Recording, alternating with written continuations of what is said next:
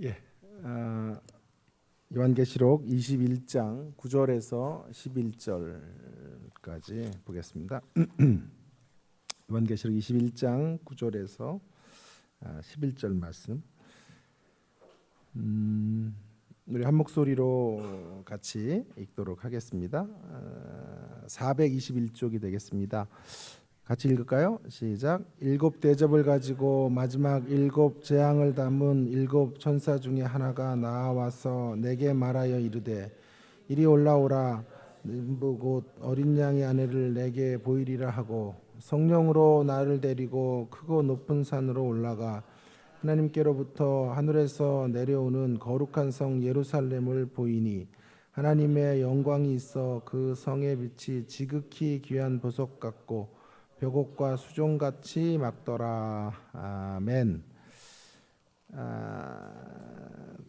이제 마지막 시간입니다. 제가 사실은 너무도 이제 방대하죠. 계시록이 이제 성경 65권의 이야기를 다 종합적으로 또 최종적으로 다루고 있으니까요. 어떤 한 대목을 풀려면 많은 설명이 있어야 되고 또 배경적인 이해들이 또 있어야 되고 성경 전체와 연동해야 되고 하는 것이죠. 그래서 뭐 3시간에 이게 다 다룬다는 게 거의 불가능하고요.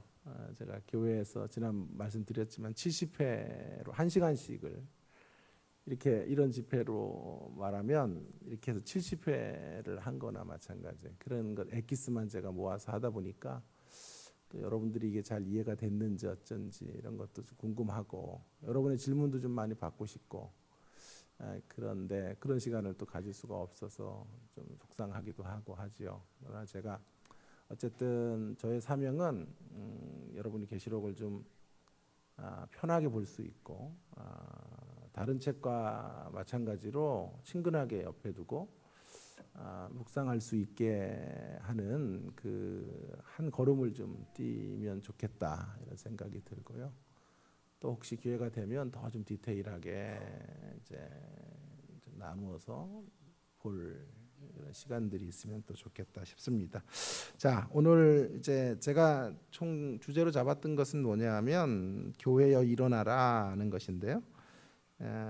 하나님 나라 오늘 세 번째 시간으로는 이제 첫째로는 예수님 어린 양으로 인하여 일어나라. 남겨진 불씨를 살리는 것으로 일어나자. 또 이제 마지막으로는 하나님 나라 이미지를 좀 바꾸는 것으로 교회가 다시 새롭게 일어나야 된다. 이런 생각을 좀 함께 나누어 보겠습니다. 어제와 마찬가지로요. 이 본문은 제가 설교의 말미에 또 돌아오도록 하겠습니다. 사실은 저에게 좀 큰 집회의 부담이 뭐냐면 계시록이 원체 어려운 책이다 보니까 또 쉽게 전달해야 되고 또 여러분들의 삶의 지평도 넓혀야 되고 계시록의 전반적 이해들을 드리면서도 이제 은혜의 요소들을 또 만들어야 되기 때문에 자꾸 두 마리 토끼를 이렇게 함께 잡으려고 하다 보니까 또 개인적으로는 그런 게 좀 부담이 많이 되죠. 그래서 이런 본문들을 하나씩 이렇게 제가 선별해서 이제 후반 부분에 그걸로 좀 정리를 하는 것으로 그런 식으로 다루겠습니다. 먼저는 이제 다시 도표를 좀 보려고 하는데요. 오늘 좀 이해를 좀 여러분들이 할 수 있도록 제가 또 다른 도표를 여러분에게 놔드렸고요. 이제 한 시간 정도 제가 이제 성경을 짚어가면서 이 도표가 어떻게 만들어졌는지 이런 것들을 여러분들과 함께 나눠보려 그래요. 여러분 잘 따라오셔야 되고요. 뭐 신학교 수업이냐 이러시면 안 되고 제가 가급적 여러분의 이해도를 고려해서 제가 다루도록 그렇게 할 테니까요. 먼저 어제 나누어 드렸던 프린트 자막을 한번 좀 주실래요? 첫 번째 것부터 간략하게 먼저 다시 이야기하고 조금 더 디테일하게 가고 더 깊이 들어가고 이렇게 가보도록 하겠습니다. 자, 오늘 보시면요, 제가 계시록을 어떻게 이제 다루냐 하면 세 구조로 다루죠. 세 구조는 전체 큰 주제가 뭐냐 하면요. 계시록은 하나님 나라의 계획의 완성을 다루는 책이에요. 하나님 나라의 플랜이 온전하게 성취되어지는 이야기를 담고 있는데요. 하나님 나라의 계획이 뭘까요, 도대체? 하나님은 어떤 계획을 성취하신다는 걸까요? 예수 그리스도를 종말의 정권 대사로 세우시고 예수 그리스도의 방식으로 교회가 이기는 거예요. 오늘은 제가 계속 그런 생각이 들더라고요. 한 번도 이런 포인트를 제가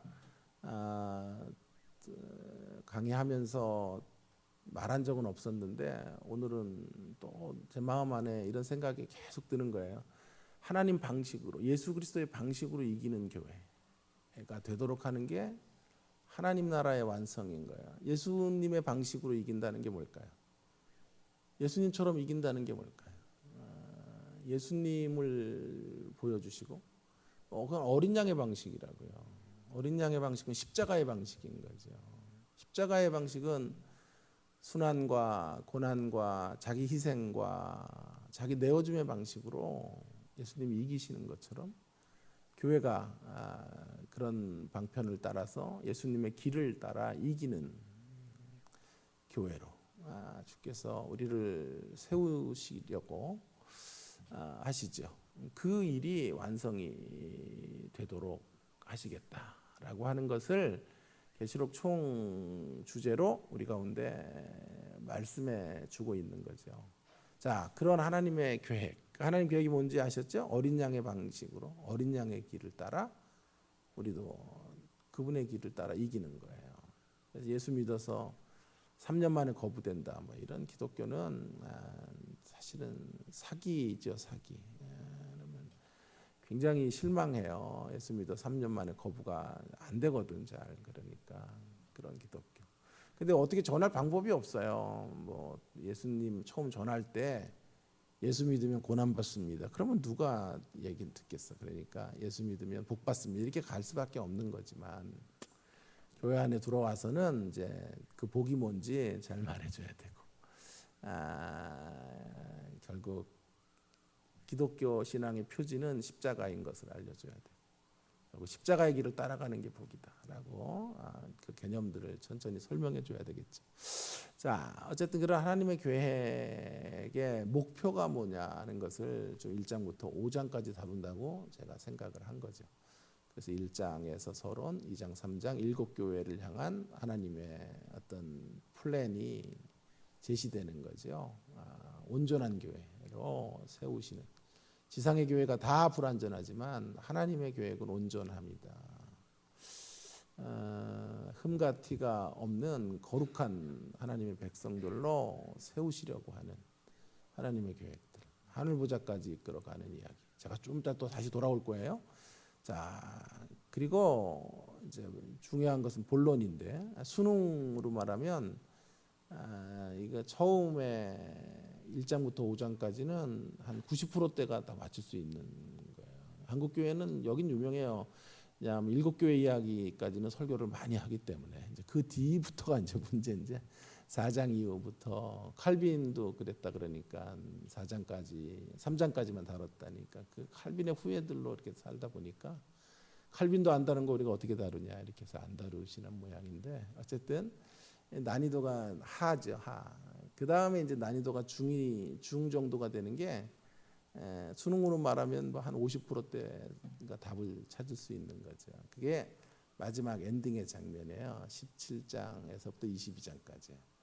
거기도 별로 좀 어려운 게 없어요. 하나님 나라의 계획의 완성인데요. 근데 거기는 두 여인의 대조를 통해서 이제 크게 글이 기록이 돼 있어요. 두 여인, 의인화된 여인이죠. 한 여인은 바벨론이에요. 이 바벨론이요. 바벨론과 짐승이 결탁하고 있다고요. 그러니까 이 바벨론은 결국 짐승의 신부인 거예요. 그 짐승은 13장 이후에 나오는 모든 짐승은 적그리스도의 세력이에요. 바다 짐승인 거예요. 제가 그런 얘기도 못했네요. 자, 그 적그리스도, 그러니까 바다짐승은 적그리스도이고 그 당시에는 그와 같은 존재가 뭐라 그랬죠? 로마 황제라 그랬죠. 자, 그런 적그리스도의 세력이 이제 13장 이후에 뭐로 표기되냐 하면 짐승으로 표기된다고. 사실은 엄밀히 말하면 짐승이 세 개예요. 12장의 용, 13장 1절부터 10절에 바다짐승, 11절에서 18절에 땅짐승이라고. 그러니까 헷갈린단 말이에요. 근데 약속을 하셔야 돼요. 13장 이후에 나오는 짐승이 이렇게 나오면 모두 바다짐승이에요. 적그리스도예요. 우리의 신앙의 핵심이 예수 그리스도이듯 악의 세력들도 그 적그리스도를 중심으로 성도들을 공격해 오는 모습으로 계시록은 쓰여져 있는 거죠. 자, 그런 그 짐승을 타고 있어요. 음녀가. 그러니까 음녀는 뭘까요? 짐승이 로마 황제나 혹은 로마의 세력, 로마의 어떤 힘의 실체라면 음녀는요, 로마를 이끌어가는 정신일 수 있고요, 로마를 이끌어가는 가치일 수 있고, 물질주의일 수 있고, 이념일 수 있고, 로마를 유혹해서 타락하게 만드는 그 실체인 거죠. 립스틱 짙게 바르고 나오는 존재인 거예요. 근데 저는 어떻게 이제 우리에게 유혹을 하냐 하면요, 제일 앞자리에 누구를 두냐 하면 음녀를 둔다고요. 명품 옷 걸쳐 입게 하고, 이제 이 바벨론의 화려한 제국의 모습으로 앞에 이렇게 세워놔요. 그래서 이제 우리가 이 바벨론에서 울고 웃고, 바벨론 안의 가치는 나중에 말하겠지만 1등의 가치예요. 큰 음료 바벨론. 그러니까 큰 것을 추구해 가는 거예요. 그리고 음료예요, 음료. 쾌락의 가치. 또 겉을 막 꾸며요. 꾸밈의 가치. 그러니까 세 가지죠. 바벨론의 가치는 성공지상주의, 외모지상주의, 쾌락지상주의. 이 세 가지의 가치를 가지고 사람들을 미혹한다고. 그 뒤에 뭐가 있냐? 누가 있냐면 땅짐승이 있고 거짓 선지자, 바다짐승인 적그리스도의 세력, 그리고 악의 가장 큰 우두머리는 용이에요. 12장의 용이에요. 마귀라고도 하고 사단이라고도 하는 용이 존재하는 거예요. 그래서 이 가사는요, 조금 좀 좋은 가사는 아니에요. 이 땅에 마귀들 끌어. 사실 계시록으로 말하면 마귀는 단수예요. 12장의 용이 마귀야. 마귀, 사단, 옛뱀. 이런 찬송도 있죠. 마귀들과 싸울지라 죄악 벗은 형제예요. 그것도 엄밀히 말하면, 엄밀히 테크니컬하게 규정하면 정확한 표현이 아니에요. 근데 그렇다고 또 틀렸다고 말하면 안 되지만, 우리나라 말이 기가 막혀요. 마귀들, 그러니까 마귀와 들이다, 이렇게 하면 되겠어요. 마귀와 악의 세력들이 뭉쳤다, 이렇게 이해해 주시면 좋겠어요. 원래 마귀는 단수고요, 용이라고요. 12장의 용, 그런 용의 세력. 그 용의 세력이 최후의 이제 뒤에 이제 존재하는 가장 강력한 실체인 거죠. 그리고 앞에 두 짐승이 있고, 특별히 최고 전선, 제앞 전선에는 음녀를 세워놨다. 근데 그 음녀는 바다짐승을 타고 있어요. 바다짐승을 이끌어가는 존재인 거예요. 그 바벨론의 제일 중요한 모습은 경제적 실체예요. 돈으로 세상을 이끌어가는 만몬의 세상인 거죠. 사실은요, 예수의 가치가 없으면 다 돈이에요. 교회 밖으로 나가는 순간 다 돈이에요. 죄송하지만요, 교회도 다 돈이에요. 다 돈 있어야 품위도 흐르고, 물질이 있어야 대접도 받고, 물질 때문에 울고 웃고, 그런 가치가, 이 바벨론의 가치가 교회 안에도 호령하며 성도들을 이끌어가요. 예수 믿는 목표가 잘 되는 거고 돈 많이 버는 거거든요. 그런 정신이죠. 그런 정신으로 세상을 이끌어가는 거죠. 계시록을 잘 배우면요 세상이 보여요. 그리고 우리가 갈 길이 너무 확연하게 보여요. 그래 그 바벨론이 여자잖아요. 음녀라고 말하잖아요. 유혹하는 세력. 근데 그 바벨론이 멸망한다. 여러분 22장 중에 2장에 걸쳐서 바벨론의 멸망을 다룬다는 것은 굉장히 중요한 분량적인 모습뿐만이 아니라 질적, 그 내용적으로나 위치적으로나 굉장히 중요한 자리를 차지하고 있다라고 봐야 되는 거예요. 그래서 바벨론 시대의 그리스도인으로 살기라고 또 다시 계시록을 말해도 틀리지 않아요. 그 대칭 구조를 이루는 또 하나의 여성이 새 예루살렘인 거예요. 새 예루살렘은 오늘 본문에 있는 것처럼 어린 양의 신부라고요. 하늘에서 내려온 거룩한 성 새 예루살렘.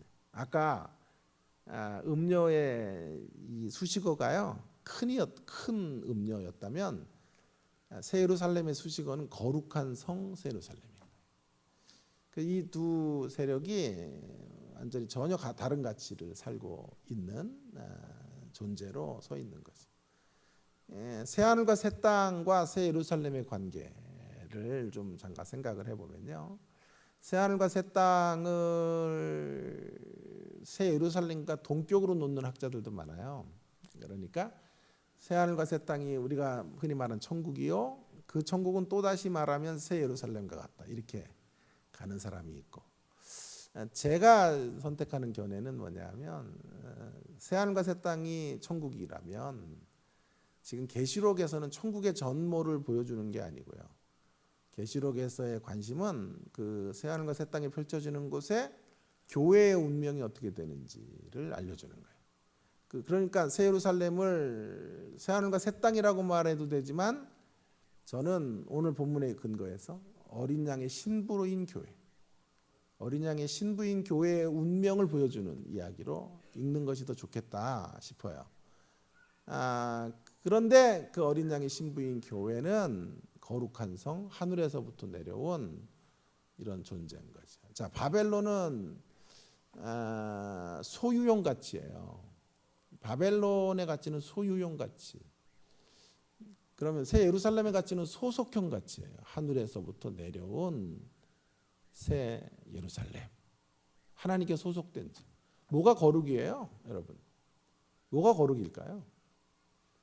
뭐 이렇게 검정색 옷 입고 근엄한 목소리로 목이 또 다 쉬어가지고 말이야. 주님은 쉬지 말고 기도하라 그랬는데 목이 다 쉬어가지고 기도하고. 웃긴 건데 이거 안 웃으면 어떻게 나는 어떻게 해 오늘? 자 마무리도 안 되네. 쉬지 말고 그거 안 웃겨요 별로? 쉬지 말고 기도하는 목이 쉬. 자 그만합시다. 자 그래서 그런 좀 굉장히 당황했어요 제가. 자 내일 안 와요 저 오늘까지만 할게. 자 그런 이제 하나님 나라의 거룩이라고 하는 것이요 윤리적인 개념이 아니에요. 1차적으로 거룩이란 관계적 개념이죠. 우리의 거룩이라는 게 누구보다 나은 정도이죠. 그러나 하나님의 기준에서 우리의 거룩이라는 게 다 50보 100보란 말이에요. 물론 50보 100보도 되게 중요해요. 언제 한번 제가 50보 100보를 또 강의할 날이 있으면 좋겠는데 50보 100보를 만드는 근데 그 차이도 굉장히 중요한 건 맞지만 하나님의 시선으로 보면 그놈이 그놈인 거예요. 사실은 막 거룩하다고 하는 사람들 조심하셔야 돼요. 그럼 어디로 꼭 떨어지든가 하면 바리새적 의로 떨어져요. 아니면 죄로 떨어지든지. 인생이요. 진짜 구제불능인 거야. 막 죄악 구덩이에 빠져 있는 사람들 건져가지고 예수님 막 불어넣어주고 막 신앙 집어넣어주면요. 그래가지고 막 이제 기독교 신앙을 알고 막 열심을 내면 그때부터는 또 바리새인이 되네. 그래가지고 이게 뭐 사태가 더 악해지는 거예요. 귀신 하나 나가면 7 귀신 들어오듯이 막 또 거기서부터 바리새인으로 정죄하고 자기 자신을 좀 되돌아보지는 못하고 뭐 교회 문제거리들만 자꾸 살피고 말 그런 일들이 이제 벌어지게 되는 거죠. 여러분 결국 우리의 인간이 만드는 거룩이라고 하는 것이 전부 이런 것들이죠. 그래서 성경이 말하는 거룩이란 이런 의미에서 하나님과 관계된 자들이 거룩한 거예요.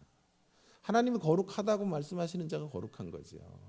그러니까 그래서 이제 새 예루살렘이 하늘에서 내려와요. 그러니까 하늘에 속해 있는 자들로 거룩한 성, 거룩을 표지로 한 존재들로 새 예루살렘이 존재하는 거죠. 그러니까 우리는 큼의 가치를 따라가는 세상 속에 거룩한 세대로 일어서서 거룩을 표방하는 교회 공동체로 서서 이 세상과 맞짱 승부를 떠야 되는 이런 부르심. 그러니까 여러분 성경의 마지막 권면이 이 권면이에요.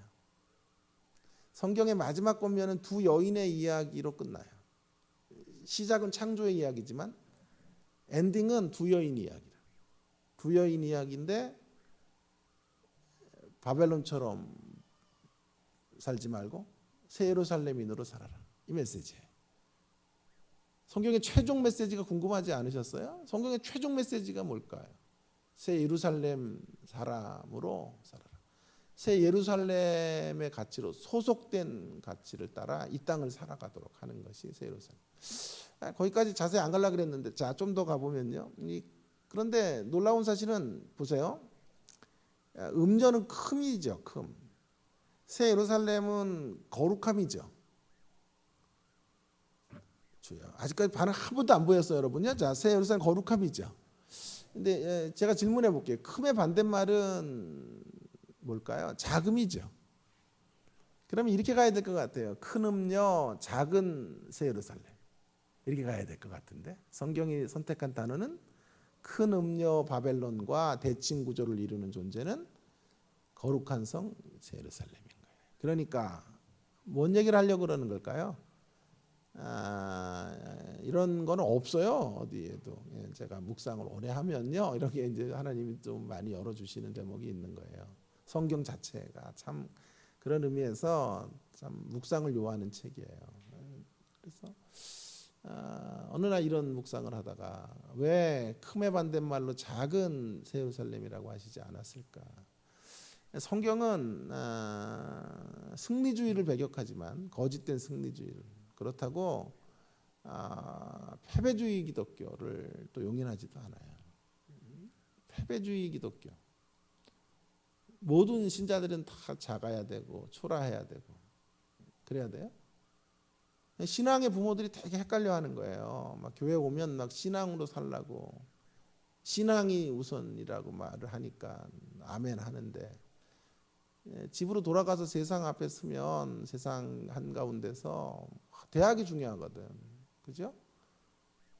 그래서 공부가 최고거든요.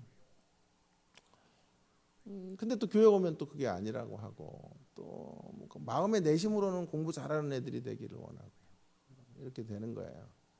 그래서 아이가 이제 교회를 안 가면 막 야단을 치죠. 너 교회 안 가면 큰일 날 줄 알아. 그래서 애가 교회를 가 있으면 또 야단치죠. 누가 교회에서 그렇게 오래 있으라 그랬어? 이렇게 하고 야단치. 애들이 헷갈려요. 되게 어떻게 하라는 거야, 엄마? 교회를 가라는 거야, 말라는 거야. 그때 이제 부모들이 신앙의 부모들이 하는 말, 적당히 하란 말이야, 적당히. 근데 그 적당히가 굉장히 어려워요, 아이들에게. 적당히가 어디까지가 적당인지, 어느 정도까지 교회에 발을 들여놓는 게 적당히 하는 건지 이런 것들이 참 어렵잖아요. 내심으로는 우리 아이들이 다 이제 1등하기 원하면서도 공공연하게 또 교회에서는 1등하라고는 말을 안 하는 분위기. 이런 분위기에서 참 굉장히 헷갈려하고 이러지도 저러지도 못하는 양다리를 거치며 이렇게 애매모호하게 서 있는 우리의 모습들을 보는 거예요. 저는 이렇게 확신해요. 거룩한 새 예루살렘이라는 말에서 큼의 반대말이 거룩함이라는 것이요.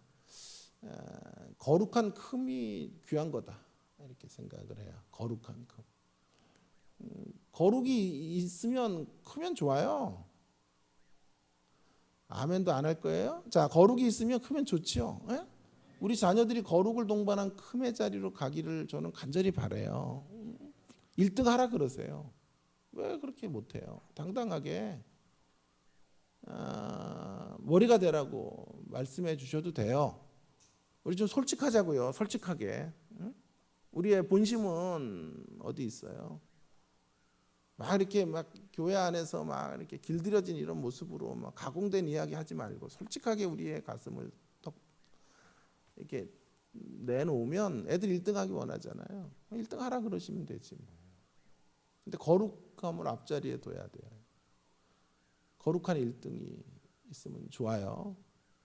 막 교회 다 큰 거 막 관대하고 그러지 마세요, 여러분. 왜 큰 교회가 해야 될 일이 있어요? 응?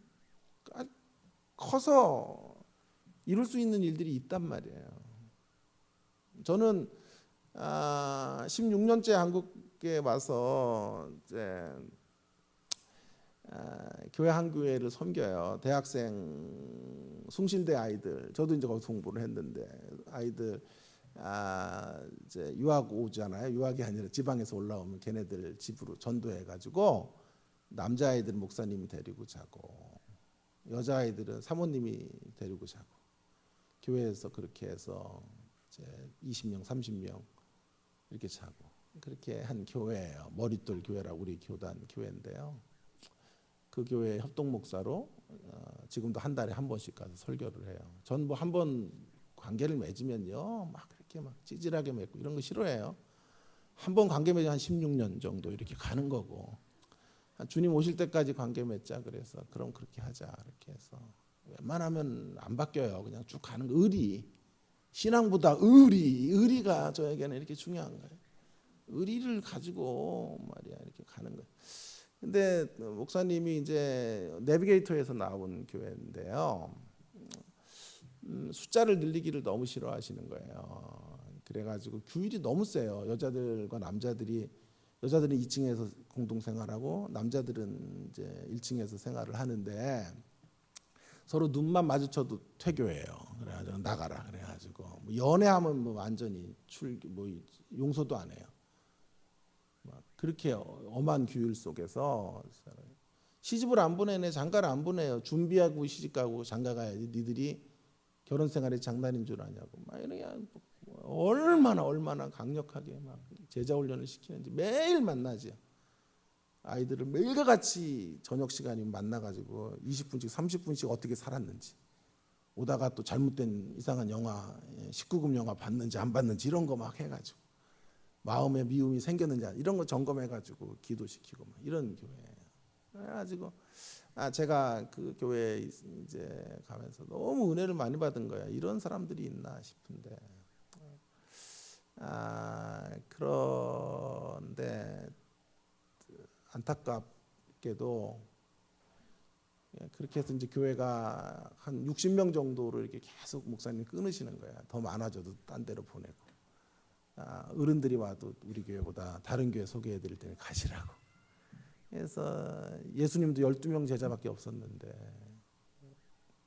저는 진로 키우겠습니다 이렇게 하셨는데, 최근에 이제 그렇게 해서 20몇 년이 이제 교회가 흘러왔어요. 그랬는데 장가들 시집을 안 보내니까 20살에 온 친구들이 44, 5 이렇게 된 거예요.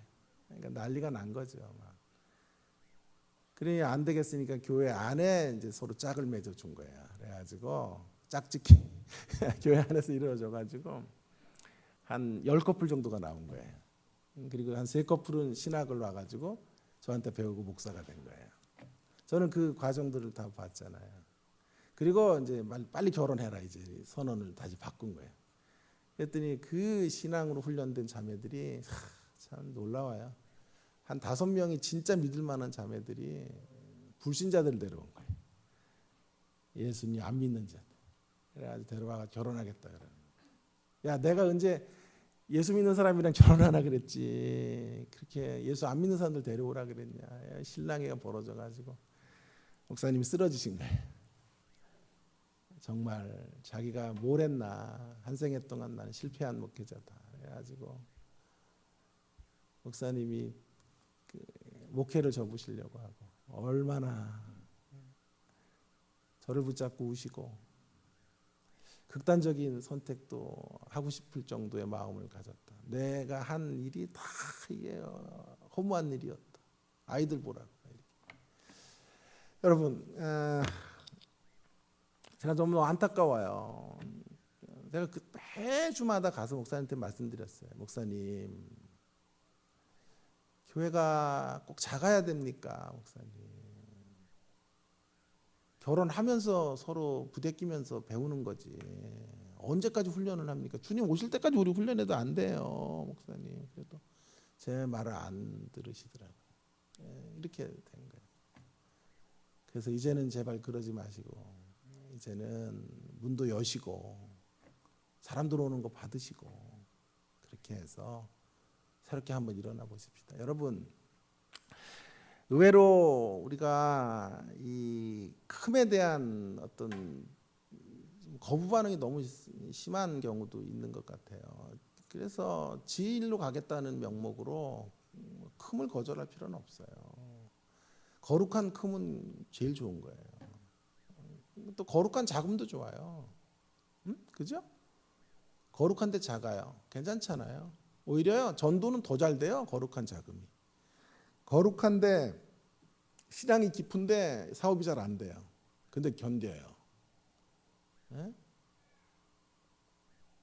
거룩한데 어려워요. 환난이 많아요. 근데 버텨요. 그러면요, 세상이 감동해요. 왜요? 아니, 저런 자리는 다 인생 끝내는 자리인데, 저런 자리는 하나님 어디 계시냐고 소리치다가 하나님 저주하는 자리인데, 포기하고 낙심하고 좌절하는 자리인데, 거기서 찬송을 부르고 거기서 하나님을 노래한단 말이에요. 그래서 세상이 어느 때 바뀌냐 하면요, 영우호고를 만날 때 바뀌는 거 아니에요.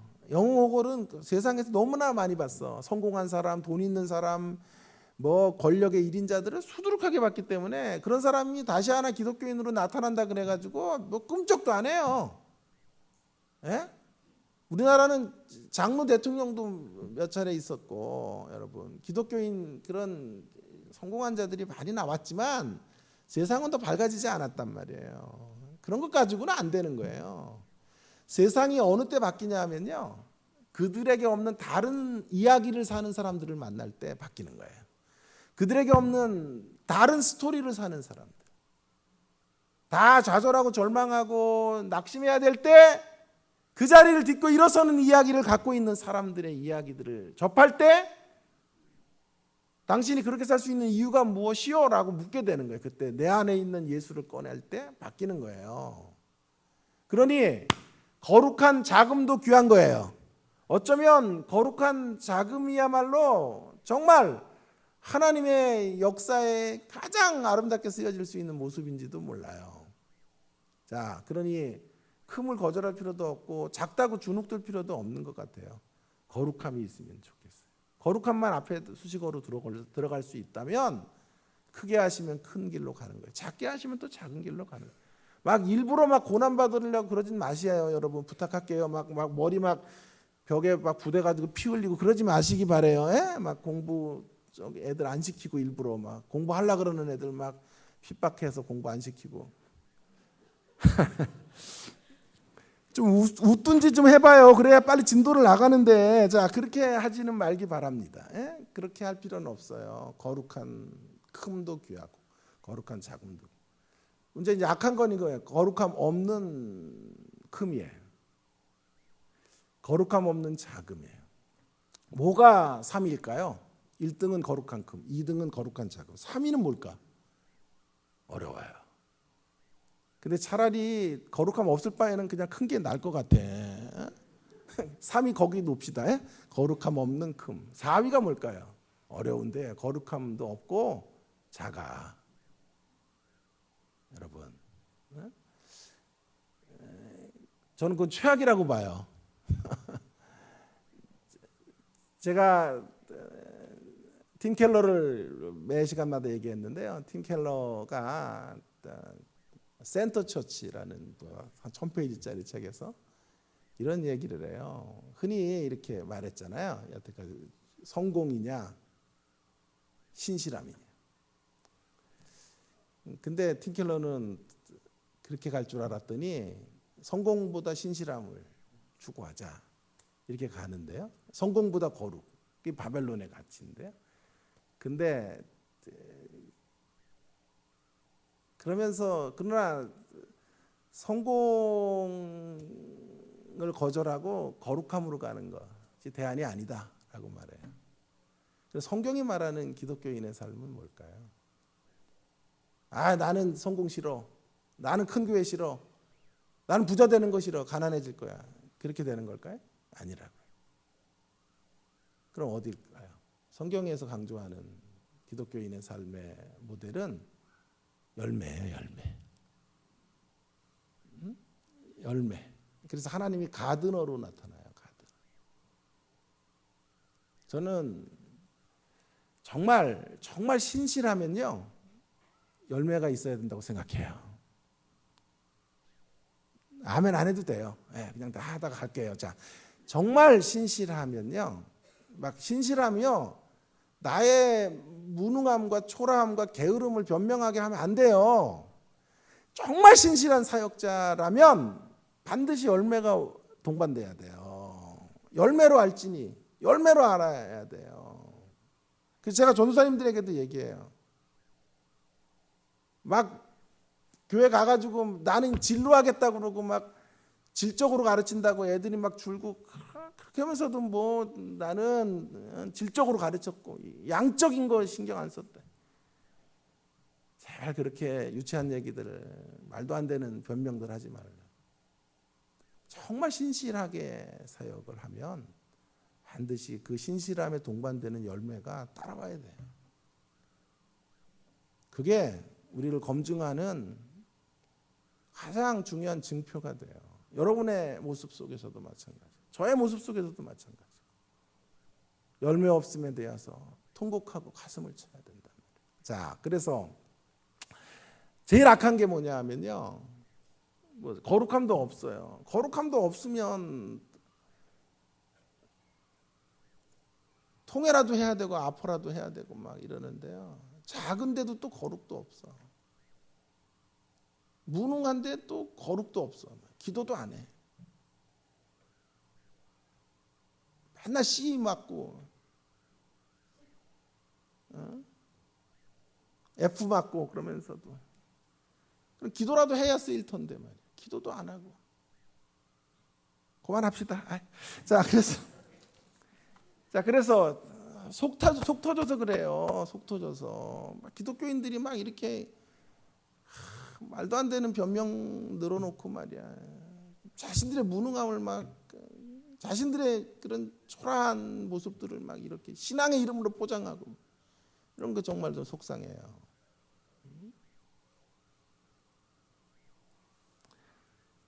그래서 다시 강조하면 거룩한 큼의 역사들, 거룩한 자금의 역사들 중에 하나를 우리가 선택하며 살아가야 돼요. 그래서 두 여인의 대조의 이야기를 통해 끝나요. 자, 다시 이제 들어가 봅시다. 19장에 가면요, 19장으로 한번 다시 올려줘 보세요. 자, 19장에는 그리스도가 재림하시죠. 재림을 하고요, 누가 망하냐 하면 두 짐승이 망해요. 두 짐승은 바다 짐승과 땅 짐승이 망한다고요. 그리스도의 재림과 함께 20장에는 천년왕국이라고 말하지만 실상은요, 이제 누구 남았어요? 악의 배후의 세력들이요, 등장하는 순서는 12장의 용이었고 13장에 바다 짐승이 나왔고 땅 짐승이 나왔죠. 그리고 14장과 16장에 바벨론이 나와요. 근데 망하는 순서는 거꾸로예요. 제일 먼저 바벨론이 특집포로 망하고 19장에 두 짐승 망하고 이제 누구 남았을까요? 용 남았죠. 용 남았죠. 용. 그 용이 20장에서 망하는 거예요. 그리고 우리는 천년의 통치자로 하나님 앞에 쓰여지는 모습이 대조를 이뤄요. 용은 묶여 있고, 용은 이미 졌고 영원히 질자이고, 우리는 천년의 통치자라고 말하는 거예요. 무슨 천년왕국 후천년이니 무슨 무천년이니 전천년이니 이런 얘기를 하려고 하는 게 아니고요, 우리의 대적인 용이 무너졌다는 거예요. 이제 악의 세력이 다 끝난 거예요. 악인들이 물러갔고 악의 배후까지 물러갔어요. 이제 남는 건 교회가 찬란한 금빛으로 변화되어지고 그리스도의 영광의 모습으로 완성되어지는 모습이 21장, 22장이라. 자, 거기가 하나님의 계획의 앞부분에 1장부터 5장까지는 하나님의 플랜, 하나님의 계획의 목표, 그 다음에 완성. 그 중간이 이제 뭐냐면 중간이 어려워요. 여기는 이제 수능으로 말하면 난이도가 한 1%, 2%대 사람들이 맞추는 데예요. 근데 전 여기를 하고 싶어 사실은. 여기를 잘 풀어드리고 싶다고요. 6장부터 16장까지. 근데 할 게 많아갖고 맨날 하다가 못한 거야 오늘까지. 지금도 시간이 또 이렇게 많이 갔어요. 자, 그래 여기를 하고 싶어요. 6장부터 16장은 어떻게 봐야 되냐 하면 재앙의 이야기 같아 보이지만 더 중요한 건 다이아몬드라고. 동그라미가 재앙이라고 제가 표시를 했어요. 그런데 중요한 건 재앙 속의 교회 이야기예요. 자, 앞부분에 1장부터 5장까지에서도 교회를 향한 목표, 뒤에 교회가 어떻게 완성되는지 이야기였고, 가운데도요 재앙 속의 교회가 어떻게 서 있어야 되는지를 알려주는 거예요. 그러면 이 인나팔 대접 재앙은 제가 볼 때 연대기적인 시간 순서가 아니라고요. 아까 오늘 한 분도 저한테 질문을 해주셨는데, 여러분 4분의 1이 먼저 파괴되고 3분의 1로 가고 전체로 가요. 이게 따로따로 3번 일어나는 일이라고 생각하면 중복이 너무 많이 돼요. 예를 들어서 6번째 인재앙 같은데 천지가 다 해체되고 심판을 받았는데 그 천지가 또 나타나요. 나팔재앙에서. 그리고 나팔재앙에서 파괴됐던 것들이 또 대접장에서 또 나타난다고요. 그래서 이런 것들이 연대기적 시간으로 이렇게 흘러간다기보다는 중복이 되면서 어떤 목적과 주제를 달성한다고. 이런 시간을 뭐라 그러냐 하면 반복하며 계속해서 나선형적 구조로 시간이 흘러가요. 이게 무슨 말이냐 하면, 그래서 결국은 이런 시간을 주제적 시간, 논리적 시간이라 그러는 거예요. 예를 들어서 보십시다. 우리 교회가 1993년도에 세워졌어요. 그래서 뭐 20 몇 년 동안, 뭐 25년 동안 여기 있었다고 가정해 보세요. 어느 프로듀서 한 사람 집사님이 이 교회의 25년사를 사진 100장으로 이제 말을 하기를 원했다고 가정해 보세요. 사진 100장을 가지고 25년사의 역사를 이제 말하라 그래요. 계시록이 마치 그런 그림책 같은 거잖아요. 자, 그런데요, 어떻게 말할까요? 정말 고급스러운 프로듀서들은, 사진 작가들은 시간 순서대로 말하는 게 제일 간단한 방법이죠. 그죠? 1993년도, 1995년도의 교회의 모습들, 사진들 가지고 또 2000년에 들어오고 2001년, 2002년, 2005년, 10년, 2018년, 2019년으로 오는 이런 식으로 연대 순서로 이렇게 쭉 나열을 하는 게 가장 간단한데, 그렇게 다큐를 만들거나 그렇게 사진을 찍는, 사진을 배열하는 프로듀서가 별로 없어요. 어떻게 할까요? 논리적 순서를 따라 하는 거예요. 주제적인 어떤 주제를 가지고 사진을 배열하겠죠? 주제를 갖고 배열한다면 어떻게 될까요? 더 먼 과거가 앞으로도 오기도 하고 현재와 과거와 미래가 넘나들면서 주제를 달성하겠죠. 좀 어려운가요? 주제를 달성하는. 그러니까 학자들을 많이 부르지 마세요. 이렇게 어렵게 하잖아요. 자, 그러니까 쉽게 하려고 해도 안 되네. 자, 그래서 어떤 주제들을 이렇게 달성해 가면서 자기의 논리적인 그 안에 시간이 흘러가는 거예요. 그 논리적 시간은 연대적 시간하고 틀려요. 연대적 시간으로 단순하게 하지 않아요. 울지마 톤즈라는 영화를 보신 분이 많죠. 저 보다가 펑펑 울고 소설도 읽고 그 책도 읽고 했는데요. 울지마 톤즈 같은 어느 거룩한 신부의 이야기, 아프리카 한 지역을 아이들을 다 살려내고 그 아이들로 희망을 주고 그 아이들을 다 대학 보내주는 이러한 일들을 했던 의사였던 분이 신부가 돼서 성자처럼, 거기 안에서 예수님처럼 취급받는 분. 그분이 우리나라에서 진찰을 받았더니 말기암 진찰을 받고 죽어가요. 그래서 죽음 후의 이야기까지를 다큐로 만들었어요. 어떻게 만들어요?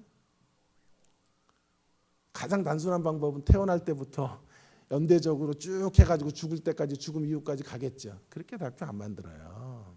예? 주제를 따라서 또 그걸 만드는 프로듀서의 의도를 따라서 자 죽기 5년 전의 장면서부터 시작한다든지 그 아이들에게 가서 그 아이들을 음악으로 가르쳐서 아이들을 변화시키는 모습부터 한다든지. 근데 왜 이 사람은 누구이길래 여기 와서 아이들에게 가르치나 알고 봤더니 그는 신부였고 그래서 과거로 되더라. 신부였는데 더 보니까 의사였어요. 그래서 그가 의사 수업을 받았던 시기 또 신부의 수업을 받았던 시기로 가고 그리고 또 그러다가 다시 이쪽으로 돌아와요. 그리고 암 선고를 받고 죽어요. 그러면서 또 그가 이렇게 거룩한 삶을 살게 되었던 어린 시절의 동기를 봐요. 어린 시절에 가난한 집에서 태어나고 엄마는 아버지 일찍 돌아가시고 행상으로 살아요.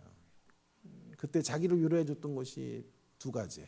음악과 성당이었어요. 그래서 날마다 음악을 하고 혼자 악기 같은 걸 다루다가 성당 가서 신부님들, 수녀님들이 돌봐주는 곳에서 자란 거예요. 그래서 자연스럽게 카톨릭 신자가 되고 신부가. 그렇게 보세요.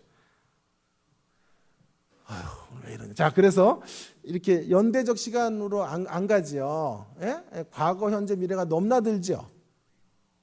계시록이 그렇게 쓰여졌다니까요. 그래서 이 세 가지 재앙이요, 재앙의 세 국면이지 세 가지 재앙이 아니에요. 한 가지 재앙의 세 국면이라고요. 그래서 자꾸 중복이 되어서 앞으로 진전해가는 형태로 가요. 그러면 지금이 그 재앙 시대예요. 지금이 일곱인 나팔 대접재앙이 흘러가는. 그럼 이렇게 물어요 또. 지금 그럼 인재앙 시대입니까? 나팔재앙 시대입니까? 대접재앙 시대입니까? 그런 얘기가 아니라요. 이 재앙 이야기 전체가 주는 메시지가 있어요. 하나님은 세상을 향해서 심판하시는 분이시고 그러나 그 심판 중에서도 하나님은 기다리시고 한 번의 세상을 쓸어버리지 아니하시고 손짓하신다. 그리고 정말 중요한 건 그 재앙의 시대 속에 교회를 향한 당부가 있으시다는 거예요. 그래서 교회여 안전한 것을 확신하며 재앙의 시대에 흔들리지 말고 교회여 끝까지 사명을 감당하며 서 있고 교회여 끝까지 전투하며 살아내십시오 라고 말씀하고 싶은 거예요. 최근에는요 제가 조금 더 진화돼 가지고요 이 전체 이야기를 분자와 분모로 만들었어요. 그래서 분모에는 뭐가 있나 보세요. 분모에 교회의 전투가 있어요. 계시록을 깔고 있는 밑바닥에 이 분모는 교회의 전투하라는 거예요. 근데 그 분자에서 하나님의 계획들이 그 전투 속에서 하나님의 뜻대로 하나님의 계획과 목표들이 이루어지고 악인들이 물러가고 악의 배후의 세력들이 하나님을 향해 심판을 받고 새 예루살렘으로 우리가 완성되는 이야기. 그 밑바닥에는 전투가 있는 이야기로 흘러가게 되는 것이죠. 그래서 교회를 향한 당부.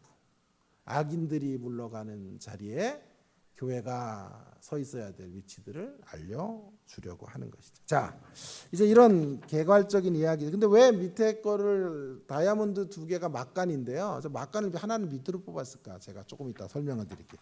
자, 이제 그 다음의 구조를 한번 두 번째 구조를 한번 어제 봤던 것처럼 보세요. 이거는 요 구조를 제가 더 확장시켜서 디테일하게 만들어낸 구조인데요. 이제 제가 짧은 시간 동안 여러분들과 함께 이걸 한번 살펴보려고 그래요. 조금 더 디테일하게 1장부터 22장까지 그래야 읽으실 거 아니야. 그죠? 그래서 할 수 있는 선까지 빨리빨리 한번 읽어볼게요. 먼저 앞부분에 보자고요. 1장부터 5장까지의 이야기를 한번 다시 이야기하면서 하나님의 플랜의 시작, 하나님이 어떤 목표를 가지고 이 하나님 나라의 프로젝트를 이끌어 가시는지를 한번 살펴보면요. 1장에 보세요. 1장 1절에 예수 그리스도의 계시라. 예수님 놓치지 말란 말이에요. 제목이거든요. 제목을 아무렇게나 다 아는 사람이 없어요. 우리 목사님도 설교를 하고 저도 설교를 하고 하지만 제목에 또 신경을 많이 써요. 최근에는요, 더더욱이 이 제목을 또 이미지화 시켜야 된다라고 말하기 때문에 제목을 만드는데 정말 혼신의 힘을 기울여요.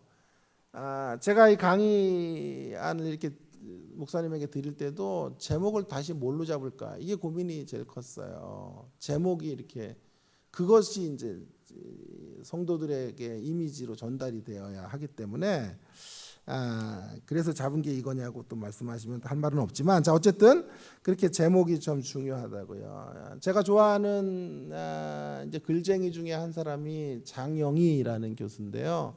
목발을 짚고 사시다가 서강대에서 가르치다가 돌아가셨죠, 몇 년 전에. 그분의 유고집이 뭐냐면 살아온 기적, 살아갈 기적이라는 책이에요. 꼭 한번 읽기를 합니다. 추천합니다. 그런데 그 제목을 위해서 2주 이상을 썼다 그래요. 그래서 제목 후보군을 한 수십 개를 만들어 놓고 고민해요. 저는 왜 그랬는지를 알겠어요. 제목 하나에 내용이 집약적으로 담겨져 있어야 된다고요. 그래서 이제 만들어낸 제목이 살아온 기적. 내가 살아온 삶이 기적이듯 이 책을 읽는 사람들이 살아갈 기적, 살아내야 될 삶이 기적이기를 바랍니다. 그래서 살아온 기적, 살아갈 기적이라는 제목이 나온 거예요. 여러분, 요한계시록의 제목은 뭘까요? 예수 그리스도의 계시라. 예수님 놓치면 안 돼요. 계시록을 예수님 없이 읽는 건 다 가짜예요. 종말의 날짜 맞추려고 하고 뭐 아마겟돈이 어쩌고 베리칩이 어쩌고 666표가 뭐고, 절대로 미혹되지 말기 바랍니다. 여러분을 두렵게 하고 무섭게 하는 계시록은 이제 다 폐기 처분해야 돼요. 진짜 계시록에서 강조될 분은 우리 주 예수 그리스도, 어린 양의 길을 걸어서 승리하신 그 예수님 따라가도록 말해주는 계시록, 그 계시록이 성경이 말하는 계시록의 가르침이에요. 예수 그리스도의 계시록. 자, 그런데 이렇게 말하죠. 이는 하나님이 그에게 주사 반드시 속히 일어날 일들을 그 종들의, 여기 하나만 점검하고 가십시다. 속히 일어날 일이라 그러니까 예언이네요. 속히 일어날 일, 미래일. 그래서 계시록을 그동안 예언서로만 자꾸 본 거예요. 그래서 지구가 언제 망하는지, 종말 언제 오는지 이런 거 가르쳤잖아요. 그죠? 여기가 근거거든요. 근데 이거를 잘 풀어야 돼요. 속히 일어날 일이요, 반드시 속히 일어날 일이 그저 미래에 일어날 지구호의 앞날의 이야기가 아니에요. 여기 속히 일어날 일이라고 하는 게 뭐냐 하면요, 한정어가 있어야 돼요. 그 한정어가 예수 그리스도의 계시라 하는 것에 예수 그리스도라는 말과 연결이 돼야 돼요. 그러니까 예수님이 자기 자신을 보여주시고 예수님이 이 땅에 중보자로 오셔요. 예수님이 중보자로 오셔서 하신 사역 중에 제일 중요한 사역은 십자가 사역이에요. 그죠? 십자가 사역은 인류를 2그룹으로 나눠놨죠. 그 십자가의 사역 안으로 믿음으로 고백으로 들어오는 자들은 구원의 길로 나가게 하시고, 그 십자가의 역사들을 믿지 않고 사역을 거절하는 자들에게 심판으로 귀결되는 삶이 이루어지게 될 거예요. 그러니까 그런 그리스도의 복음 사건이 전제된 속히 일어날 일. 그 말이 무슨 말일까요? 그리스도 사건을 중심점으로 한 속히 일어날 일들에 대한, 반드시 속히 일어나야 될 일들. 그것이 뭘까요? 의인은, 하나님의 백성들은 언제든 어떠한 악의 세력에서든지 건짐을 받아야 돼요. 하나님의 진리의 길을, 복음의 길을 가로막는 세력들은 하나님의 심판을 받는 일들이 마지막 날에만 일어나는 게 아니라 속히 일어나야 돼요.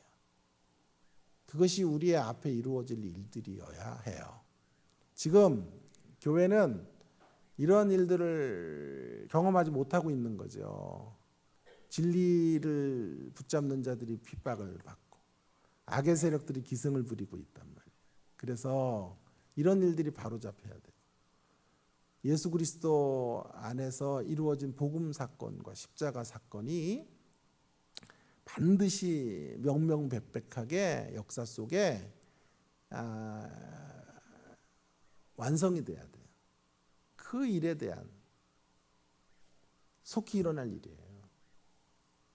미래에 우리가 추측하는 사건들이 일어나는 것이 아니고 그리스도의 복음 사건의 두 결국이 속히 일어날 최종적인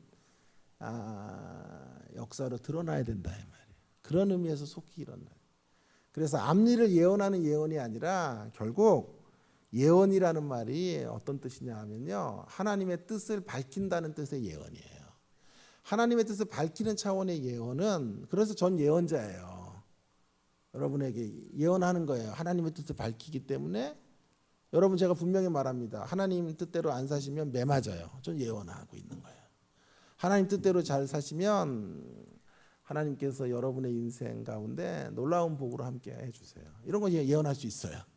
왜냐하면 하나님의 뜻으로 제가 깨달은 것들을 전하는 거거든요. 그러니까 그런 의미에서 우리 모두가 예언의 사역을 하고 있는 거예요.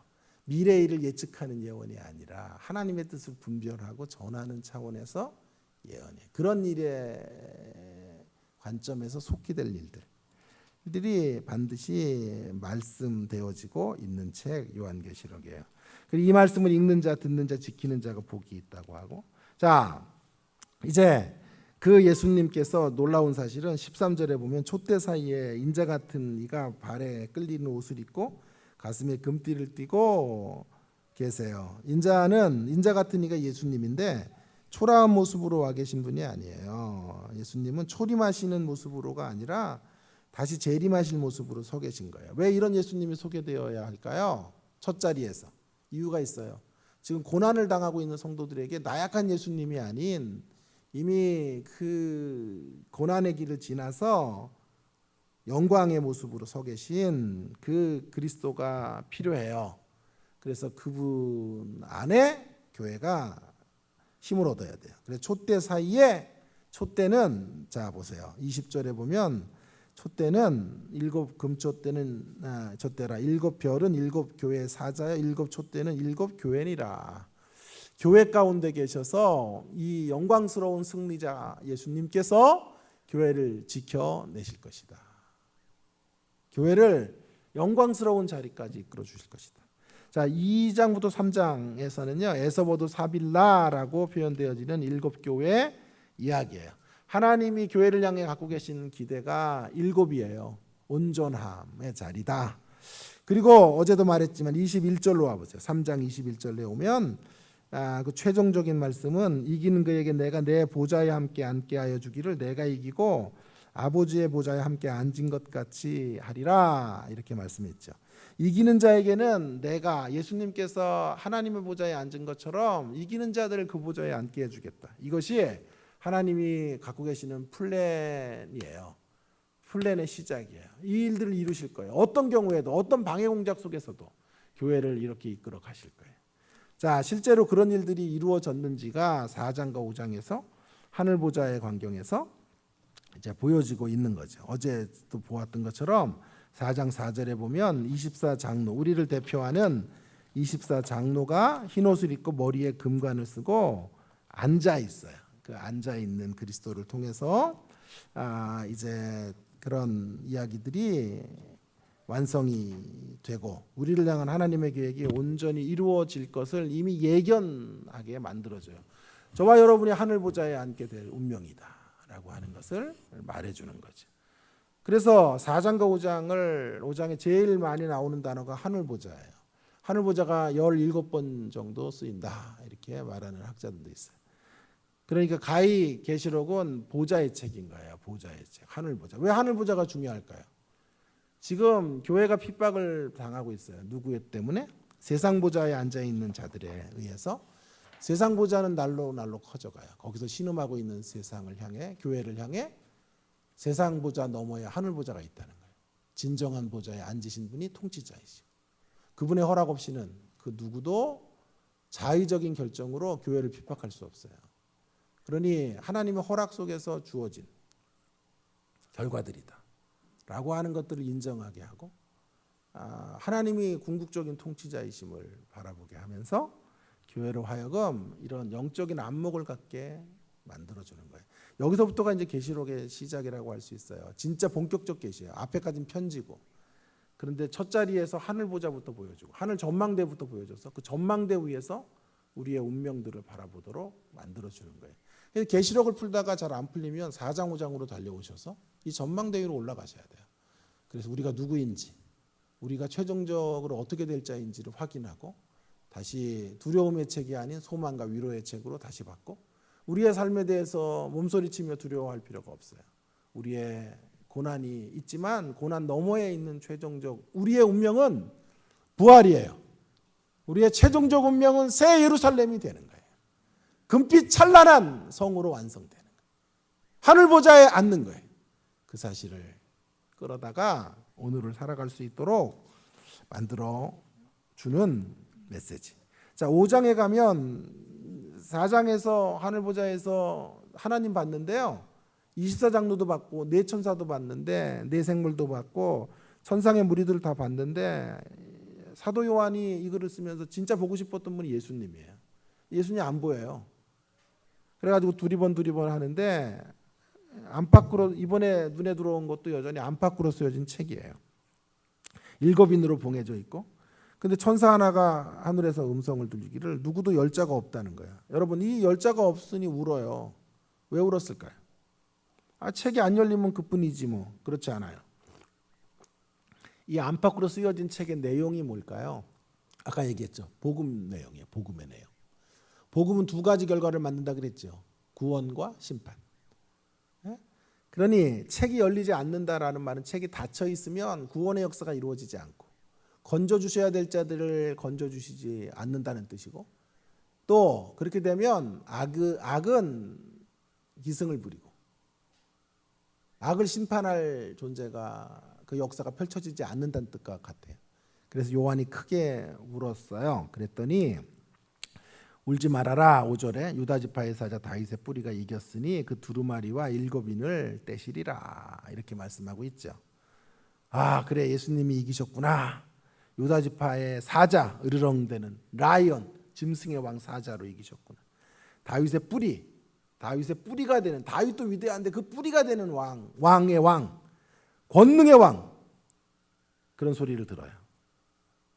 여러분, 요한이 환상 속에서 상상했던 예수님 어떤 분이에요? 포효하시고 권능의 힘으로 역사를 통치하시는 분. 그런데 보세요. 6절에 보면 내가 또 보니, 근데 요한의 눈에 들어온 예수님은 이상하게도 어린 양으로 서 있어. 일찍 죽임을 당한 것 같아. 여러분, 아니 사자가 있어야죠. 잘 따라오시는 거예요? 사자가 있어야지 왜 거기 어린 양이 있냐고. 일찍 죽임을 당한 어린 양이 왜 거기 서 있어요? 한참 어안이 벙벙하다가 요한은 이 두 단어를 연결해요. 어린 양의 길을 지나 사자로, 십자가를 지나 부활로, 고난을 지나 승리로. 예수님께서 어떻게 이기셨다고요? 힘으로나 권력으로나 무력으로 이기지 않았다고. 역설적 방식으로 이겼다. 여러분, 여기가요, 계시록이 정말 노른자 중에 노른자예요. 제가 아까 하나님 나라 플랜이 뭐라 그랬죠? 예수님처럼 이기는 거예요. 교회를 이기게 하시되 전제는 예수님처럼 이기는 거예요.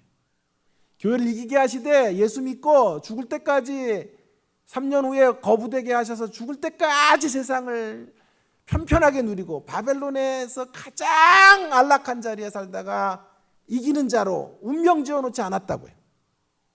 죄송해요, 여러분. 이렇게 그런 얘기를 해주는 목사들도 많은데 나랑 우리 이 목사님은 그런 얘기 잘 못하지, 그죠? 그래서 이렇게 동일업종에 죄송해요. 자, 같은 이런 연결고리가 있는 거예요. 자, 왜냐하면 우리의 이김의 방식이 뭐냐면 예수님의 방식처럼 이기는 거예요. 예수님의 방식은 어떻게 이겼냐고요? 일찍 죽임을 당한 십자가의 길을 걸어가심으로 이기는 거예요. 십자가 없는 이김이 아니고 십자가의 길을 통한 승리, 그 승리의 길을 우리도 따라가는 거예요. 우리도 그 좁은 십자가의 길을 지나가는 방식으로 이긴다고요. 그게 하나님의 플랜이고 하나님의 계획이. 왜요? 다시 강조하죠. 하나님의 목표는요, 문제 해결이 아니라니까요. 문제를 통한 성숙이에요. 문제를 하나님께서 해결하는 게 목표면 차라리 문제 안 보내도 돼요. 아니에요. 문제를 해결하기 위해서 문제를 보내는 게 아니고요. 문제를 통해서 내공을 키우려고 한다니까요. 그래서 우리의 내공을 키우고 우리의 성숙을 만들고 아파야 하나님 앞에 기도하거든. 힘들어야 주님을 찾거든요. 자기가 고난받은 영역만큼 다른 사람은 이해해요. 그래서 아픔을 주시는 거예요. 저는 학생들이 이렇게 말해요. 최고의 주석이 뭐냐라고 학생들에게 질문하고 대답해요. 최고의 주석은 삶의 주석이에요. 특별히 삶의 고난의 길들을 주님의 길을 따라서 걸어왔던 그런 시간들 속에서 깨닫게 돼. 흔히 말하는 광야 학교에서 배운 그 고난의 시간들이 주석이에요. 그래서 본문이 유명한 학자들의 주석도 봐야 되지만 우리 삶으로 들어와서 내 삶에서 버무려지는 거예요. 삶의 주석을 가지고 성경을 읽어주고 설교하는 거예요. 저의 가장 큰 자산이 뭐냐고 물으면 삶의 주석이에요. 제가 힘들었던 시 그러면 다시 돌아갈래? 노땡큐야 그건요. 절대로 돌아가고 싶지 않지만 그런 고난의 시간들을 감사해요. 되돌아보니까 거기서 하나님을 진하게 만나지 않았으면 피상적 기독교, 구름뚱 기독교 얘기했을 거예요. 거기서 진하게 그리스도를 만나고 그 그리스도를 경험해요. 그것이 저에게 자산이에요. 영적 자산이에요. 그거 가지고 사는 거예요. 그거 가지고 설교하는 거예요.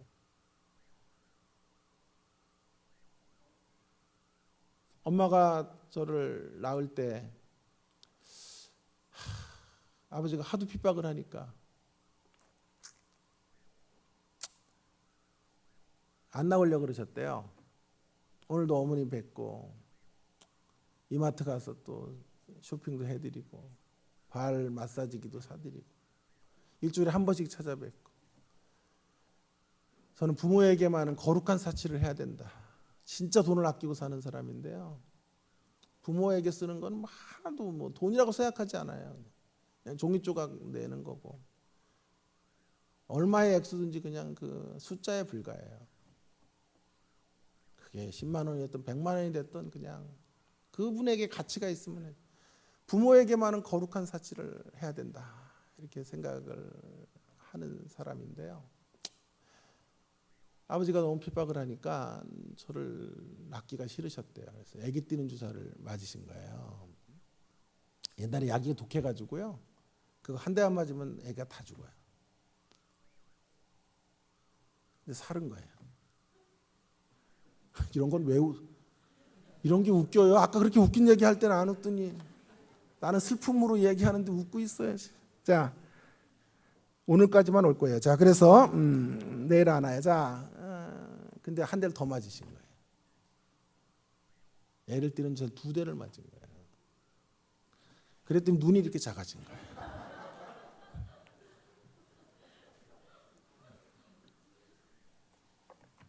자, 질긴 생명력.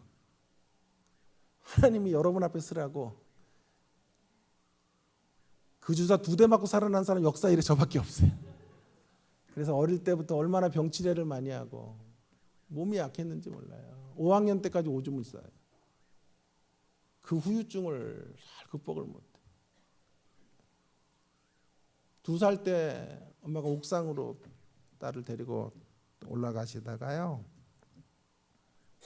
떨어뜨린 거예요. 보대기를 안 왔는데 떨어진 거예요. 애가 기절을 하고 다 죽어가는데 병원을 못 데려가요. 돈이 없어가지고. 치료를 제때 받았어야 되는데 치료를 못 받은 거예요. 그때부터 제 몸이 다 망가진 채로 사는 거예요. 지금도 그 연약함이 막 나타나서 얼마나 많은 질병에 시달리고 살아왔는지 몰라요.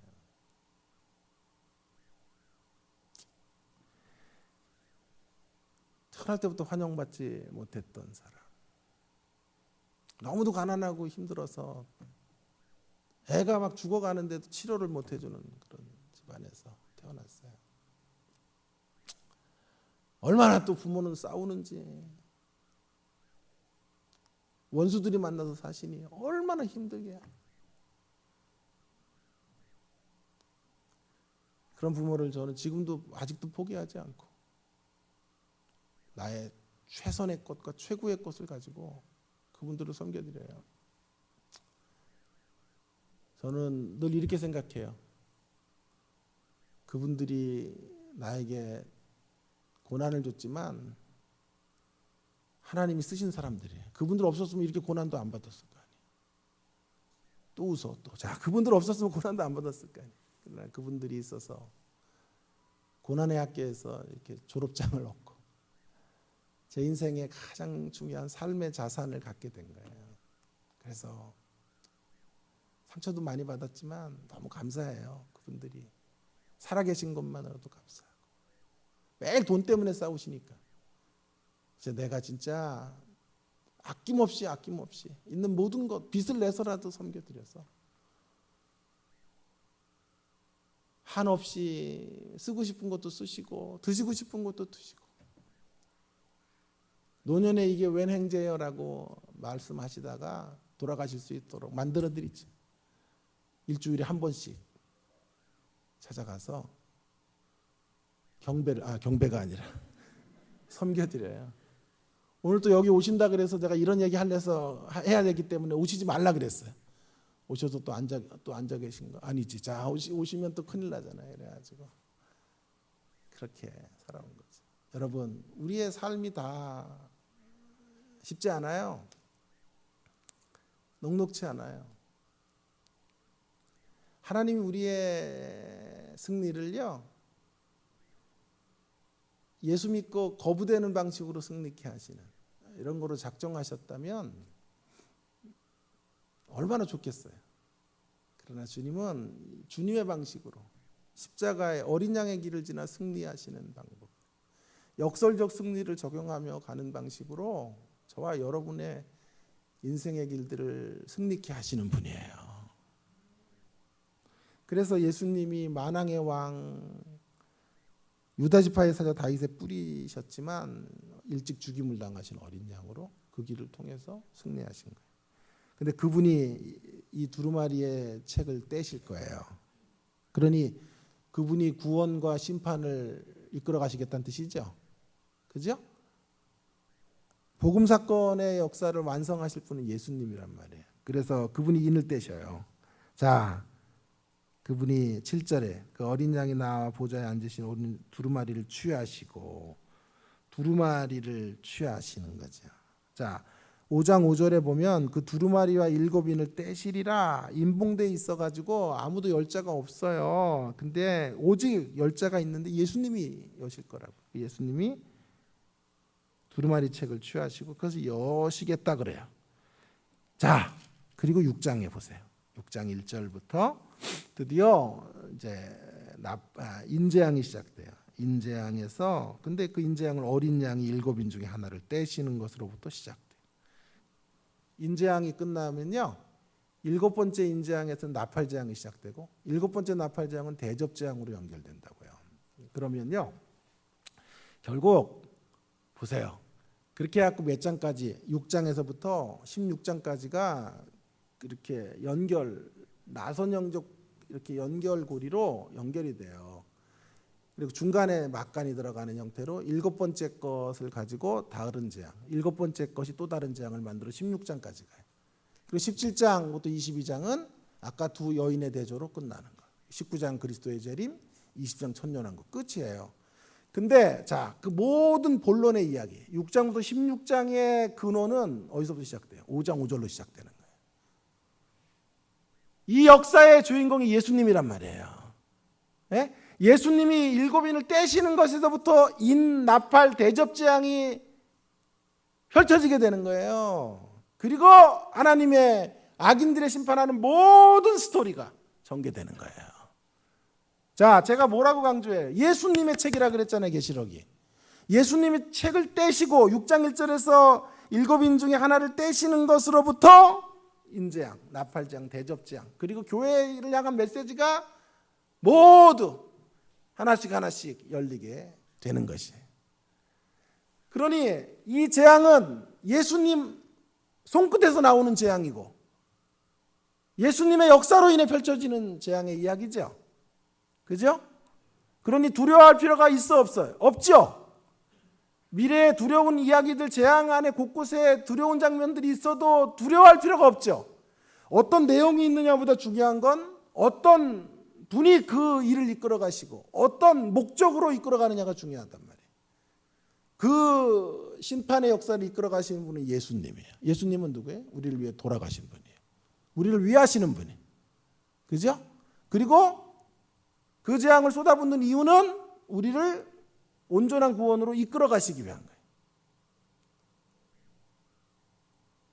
온전한 구원으로 완성하시기 위해서 재앙을 이끌어 가시니까 그 의도와 목적을 알면 재앙의 장면들이, 재앙의 씬들이 있어도 그 목적 가운데 쓰여지는 재앙이기 때문에 우리 괴롭히는 불량배들 손봐주는 이야기란 말이에요. 아들에게 참으라 그래요. 학교에서 왕따 당하고 그래도 참고 있어라. 그렇게 얘기하다가 계속해서 애들이 왕따 시키고 힘들게 하면 부모가 참지 않고 가서 그 아이들 소탕해주고 애 빼나와서 전학시키고 교장에게 항의해가지고 이런 부당한 대우 받지 못하게 하는 것처럼 그렇게 우리 예수님께서 이 종말의 역사를 이끌어 가시는 분이시라.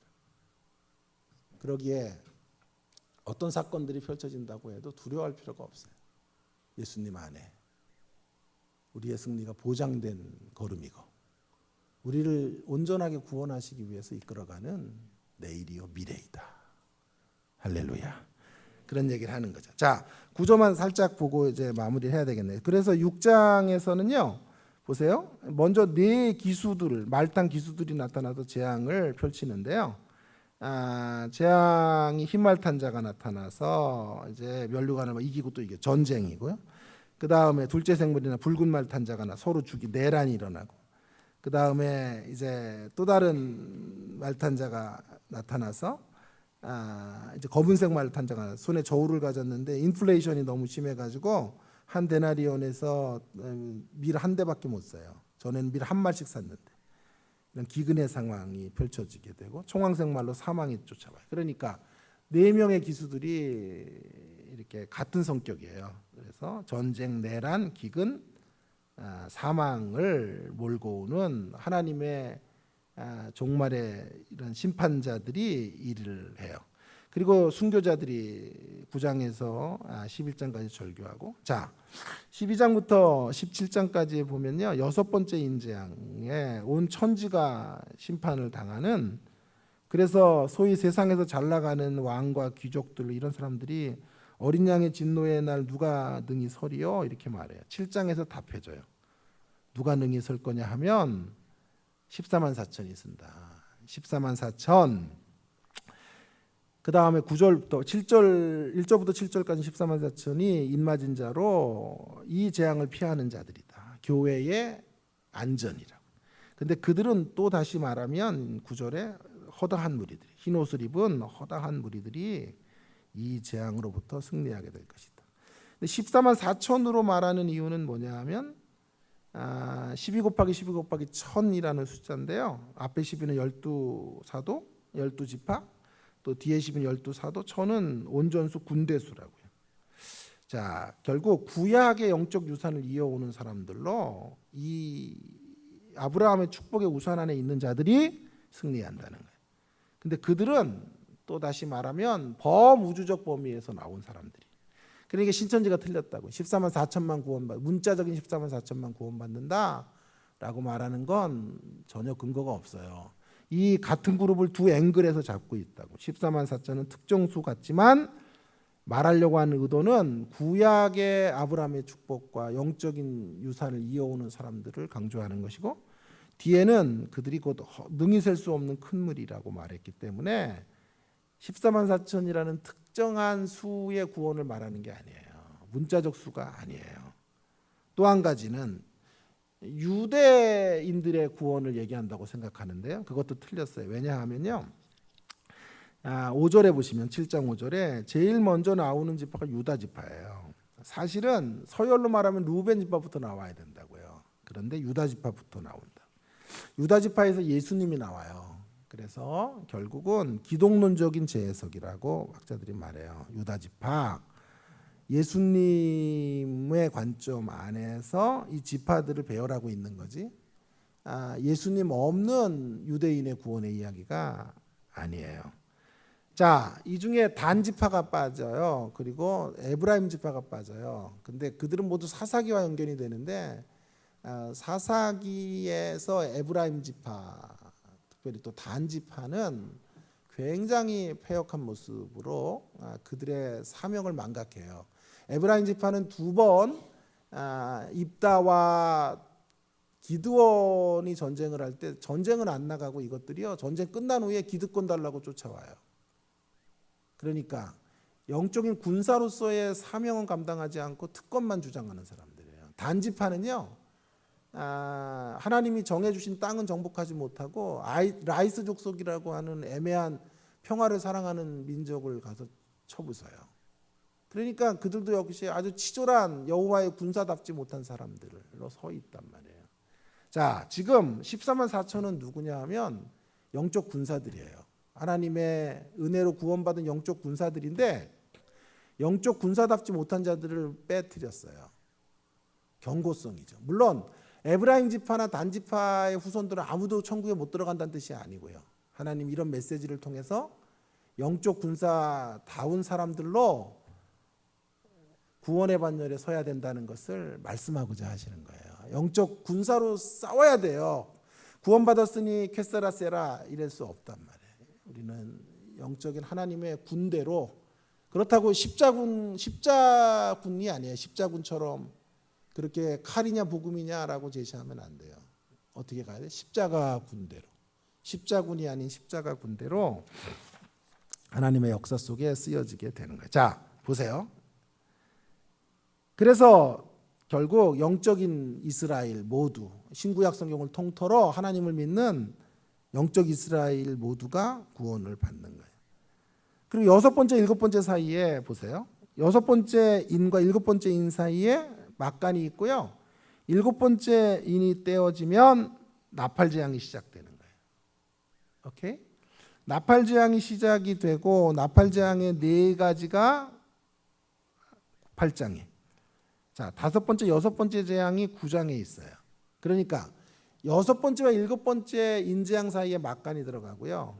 자, 이제 6번째 나팔재앙이 나왔고요. 6번째 나팔재앙과 7번째 나팔재앙 사이에 또 막간이 들어가요. 이제 7번째 나팔재앙은 어디냐면요, 11장 15절에 있어요. 11장 15절에 보면 7번째 천사가 나팔을 불매 이렇게 가죠.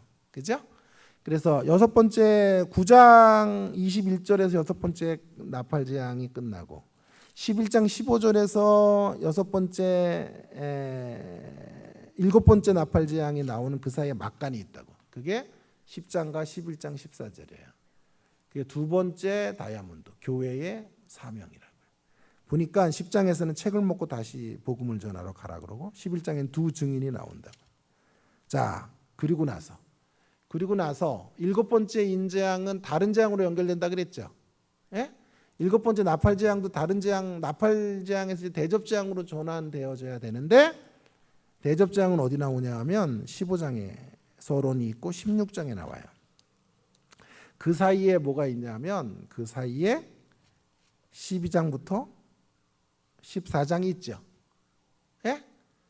근데 12장부터 14장은 불규칙한 거라.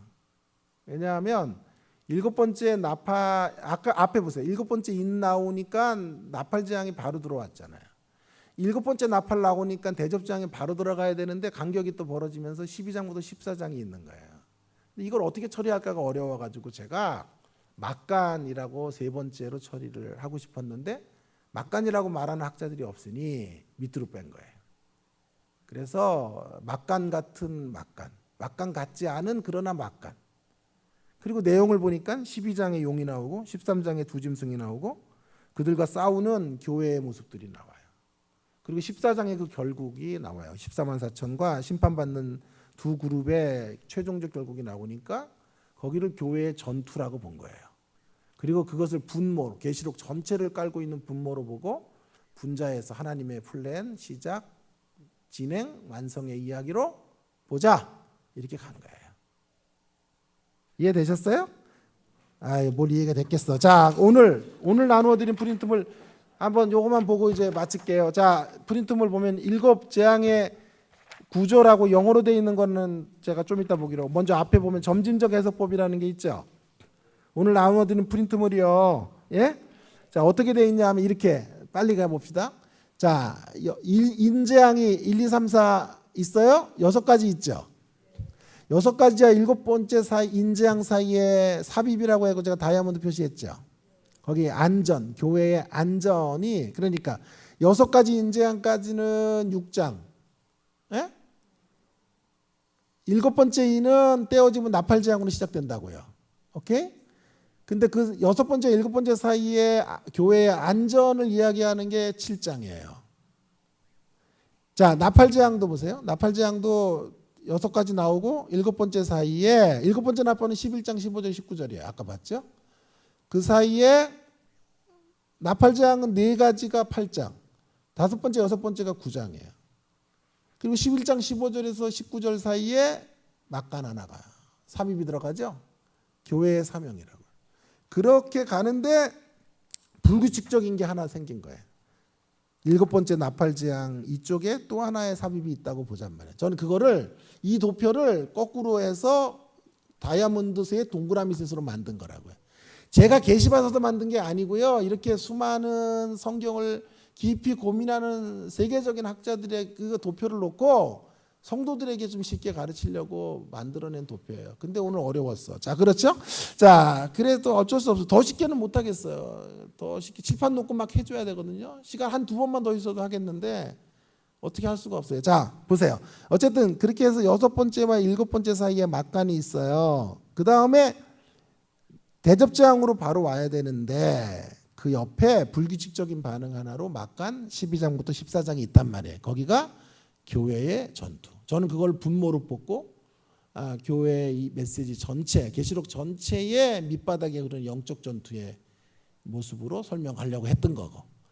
자, 대접재앙을 보세요. 대접재앙에는 6번째와 7번째 사이에 막간이 있나 없나요? 없지요.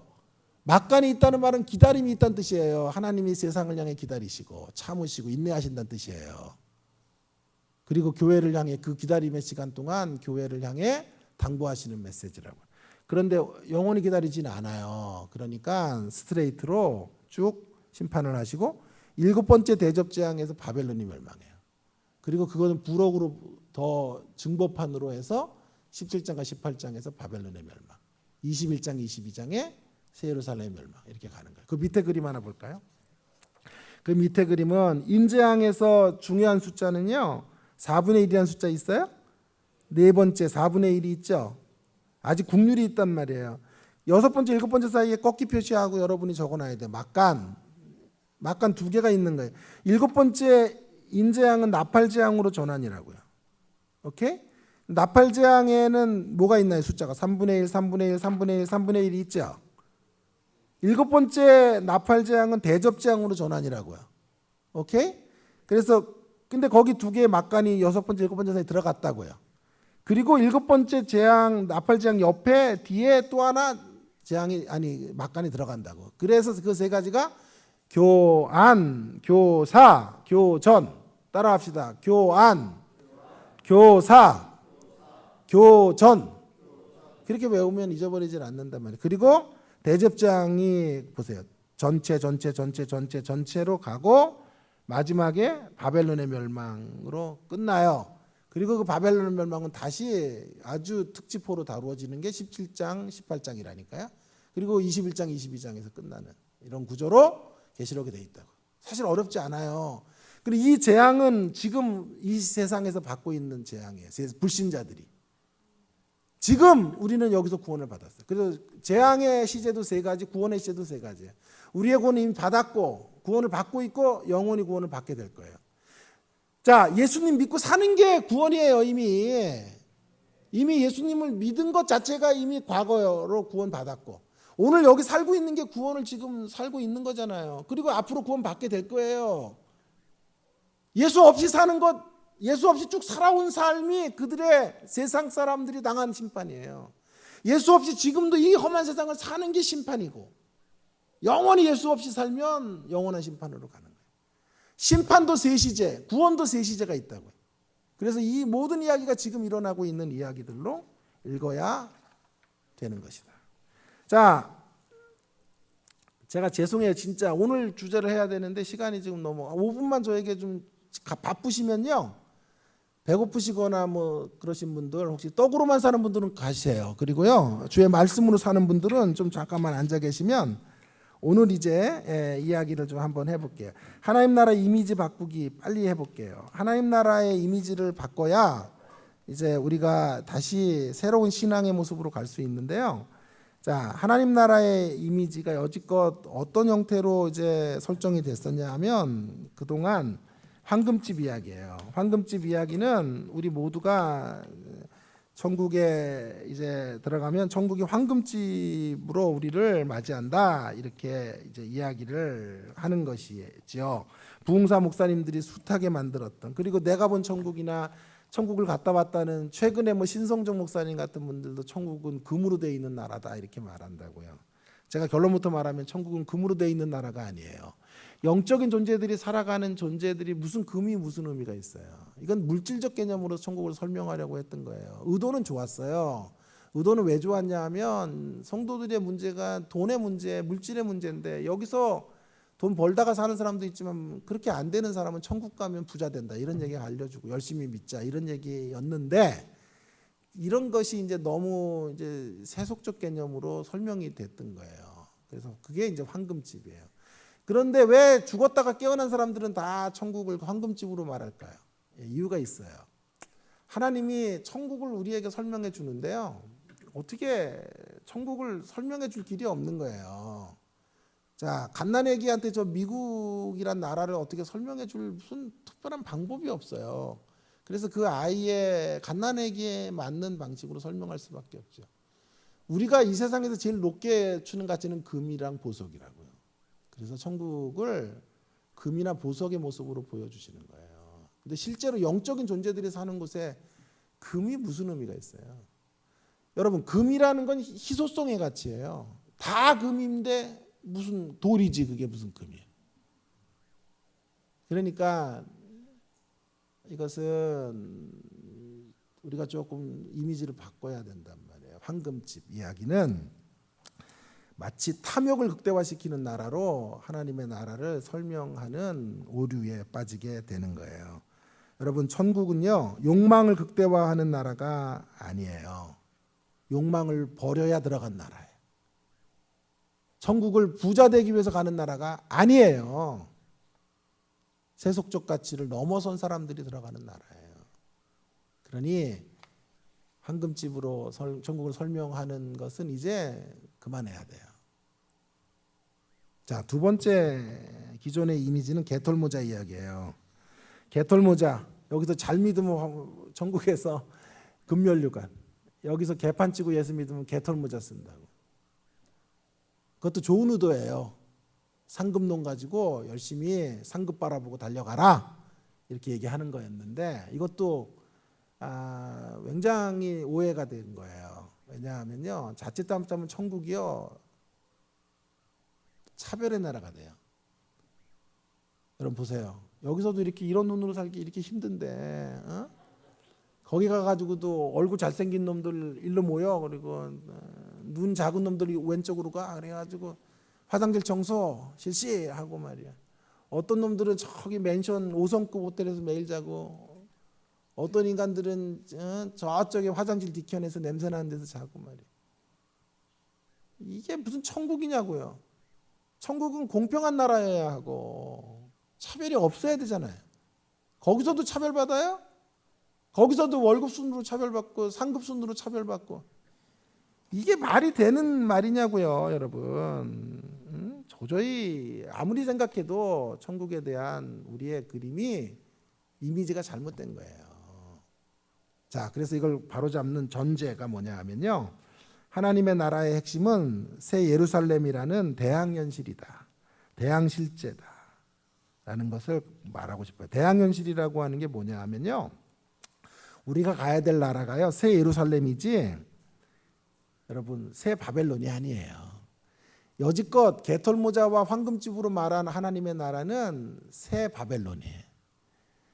바벨론이 연장된 나라가 아니란 말이에요. 바벨론의 큼과 바벨론의 외투와 바벨론의 물질적 가치가 극대화된 나라가 천국이 아니에요. 바벨론 안에 이렇게 차별이 심하고 말이에요.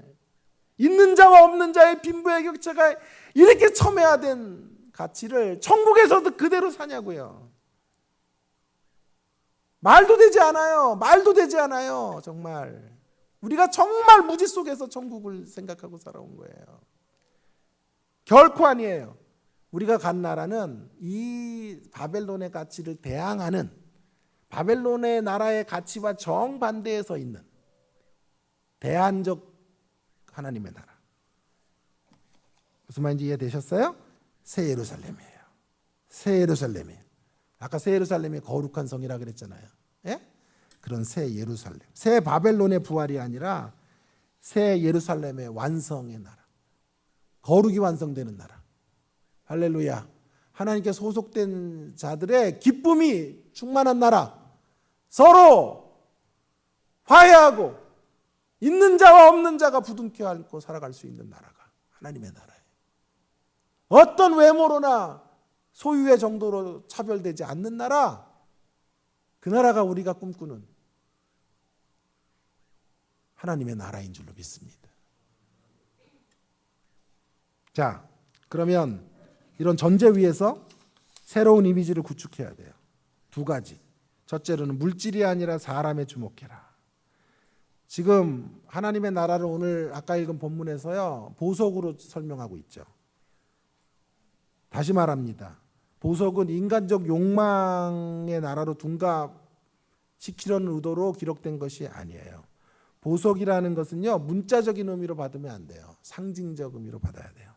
무엇입니까? 물질로 극대화된 나라, 자본주의의 끝장왕이 천국이라는 뜻이 아니에요. 무슨 말이에요? 우리 모두를 하나님이 보석으로 받아주시는 나라. 할렐루야. 보석 같은 존재로 완성하시는 나라. 우리가 그리스도의 신부라고요. 어떤 사람은 저는 남자인데 신부가 되나요? 대화도 하지 마세요. 그런 인간하고는. 자, 그래서 상징적인 표현이잖아요. 우리가 모두가 그리스도의 신부로 보석처럼 소중한. 세상은 보석을 소유하지만 보석으로 여겨지지 않아요. 보석을 소유한 짐승으로 살아가는 것이 바벨론의 가치. 그러나 하나님의 나라에서는 우리 모두가 보석인 줄로 믿습니다. 보석같이 여겨지는 자들이에요. 그래서 우리 모두를 성도라 하고 말해요. 보석이라는 말의 또 다른 표현은 성도란 뜻이에요. 여러분, 마지막 날에만 보석이 되는 게 아니에요. 여기서부터 보석이에요. 마지막 날에만 안식하는 게 아니라 여기서부터 주님 안에 쉬는 거예요. 그죠? 수고하고 무거운 짐진 자들아 다 내게로 오라, 내가 너희를 쉬게 하리라. 그 안식과 평안을 여기서부터 누리는 거예요. 여기서부터 천국을 맛보는 거잖아요. 여기서부터 보석이었으니까 그 나라에서 보석으로 완성되는 거죠. 그죠? 그러니 우리는 값비싼 보석이에요. 아니, 값으로 환산할 수 없는 보석이란 말이에요. 주님이 우리를 위해 희생하실 정도의 소중한 보석들이에요. 제가 좋아하는 존 오토버그라는 설교자는 누더기 하나님이라는 책에서 이런 말을 해요. 그의 누이가 가지고 있었던 인형, 어릴 때 받았던 인형 하나를 할머니가 될 지금까지 갖고 있다고. 자, 그는 말해요. 그 인형의 가치가 어디 있는가? 그 인형의 가치는 인형의 상태에 있는지, 인형에게 쏟아부은 주인의 사랑에 있는지. 인형의 상태는 중고품이 됐지요. 60년, 70년 인형을 소장하니까 폐기 처분해도 돼요. 눈알도 떨어지고 실밥도 나가고 그랬단 말이에요. 그래서 그 인형의 상태로는 존귀하다고 말할 수 없으나 그 인형은 존귀한 인형이에요. 왜냐하면 주인의 사랑이 있기 때문에. 저와 여러분 보세요. 하나님 앞에 사랑받을 존재여서 사랑을 받는 게 아니에요. 사랑할 만한 존재가 되게 하시려고 사랑하시는 거예요. 다시요. 우리가 사랑받을 존재여서 사랑하시는 게 아니라 사랑할 만한 존재가 되게 하시려고 하나님이 우리 사랑하시는 거예요. 하나님의 사랑이 우리를 위대하게 만들어 놓는 거예요. 여러분, 우리가 때로 누더기 될 수 있어요. 그러나 무가치하진 않아요. 누더기로 살 수 있어요. 남루한 옷 입고 살 수 있어요. 그러나 결코 무가치하지 않아요. 왜요? 주님이 우리를 보석으로 여기시기 때문이에요. 주님이 우리를 소중한 인생이라 말씀하시기 때문이에요. 그러므로 중요한 건 물질이 아니라 사람이에요. 사람. 교회의 제일 중요한 가치는 물질이 아니에요. 사람이에요. 건물도 아니에요. 사람을 기르고 사람을 변화시키고 사람을 새롭게 하는 거예요. 자, 두 번째. 그래서 황금집 이야기를 대체하는 것은 사람을 소중히 여기라. 자, 두 번째로는요. 하나님 나라의 새로운 이미지는 공로주의가 아니라 공족주의가 아니라 빛의 치유의 나라예요. 여러분, 금으로 되어 있다는 말은 모두 빛을 갖고 있단 말이에요. 빛. 보석은 빛의 존재죠. 찬송가로 말하면 빛의 사자들이야. 새 예루살렘은 한마디로 말하면 빛나는 곳이에요. 여러분, 우리의 문제는 어두움이거든요. 그런데 하나님의 나라에서는 어둠이 없어요. 하나님의 빛이 비쳐요. 그래서 우리 모두가 빛이 되는 나라예요. 빛나는 곳이에요. 그래서 보석이에요. 그래서 빛으로 인하여 어두움이 물러가요. 어둠이 하나도 없어요. 근데 이 빛은 자생적 빛이 아니에요. 하나님의 영광의 빛이고 예수 그리스도를 통해 생겨진 빛이에요. 그래서 새하늘과 새 땅에는 교회가 없어요. 다 교회야. 다 빛나. 다 거룩한 곳이기 때문에 교회가 없어요. 어린 양의 찬란한 빛으로 모두 그 빛으로 인하여 내면의 상처들을 다 치료받은 것이에요. 그리고 어떻게 돼요? 그리고 서로를 치료해요. 서로에게 빛을 비춰요. 서로의 아픔을 보듬어 안는 나라. 하나님의 나라예요.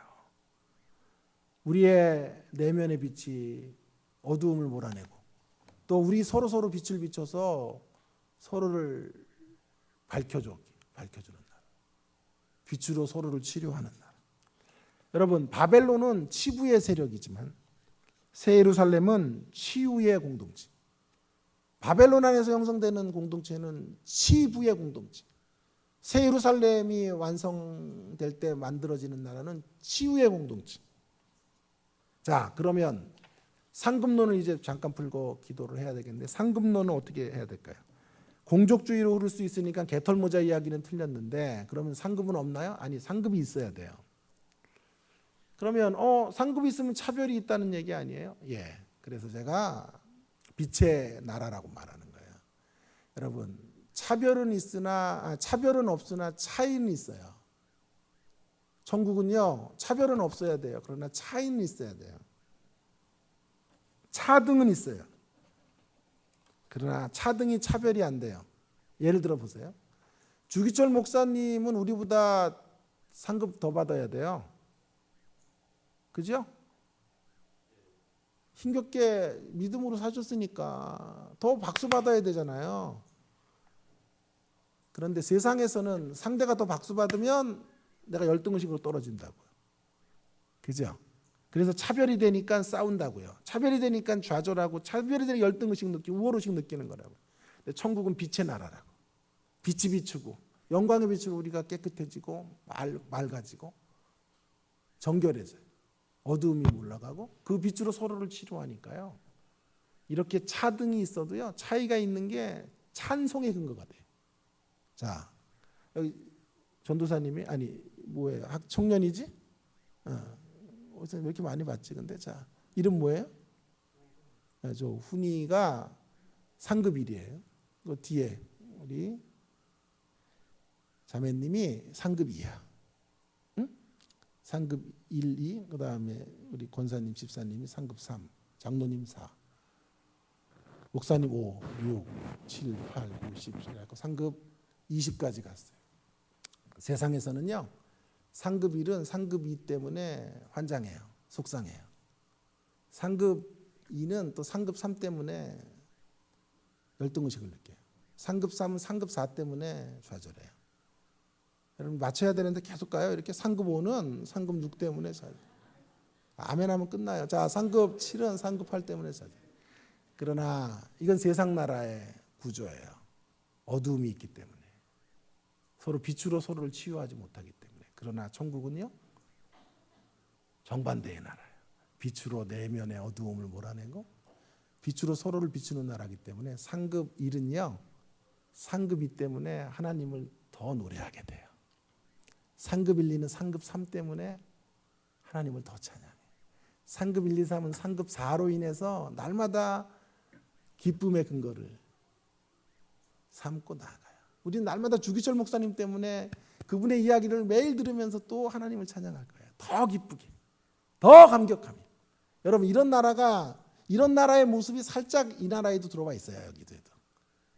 형제지간에 우위가 좋으면요 어떻게 돼요? 동생이 나보다 더 잘 되길 바라죠.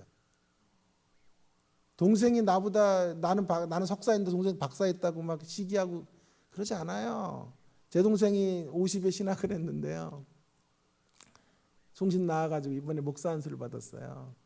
날마다 기도해요. 하나님 저보다 훨씬 훌륭한 목사 되도록 도와주세요.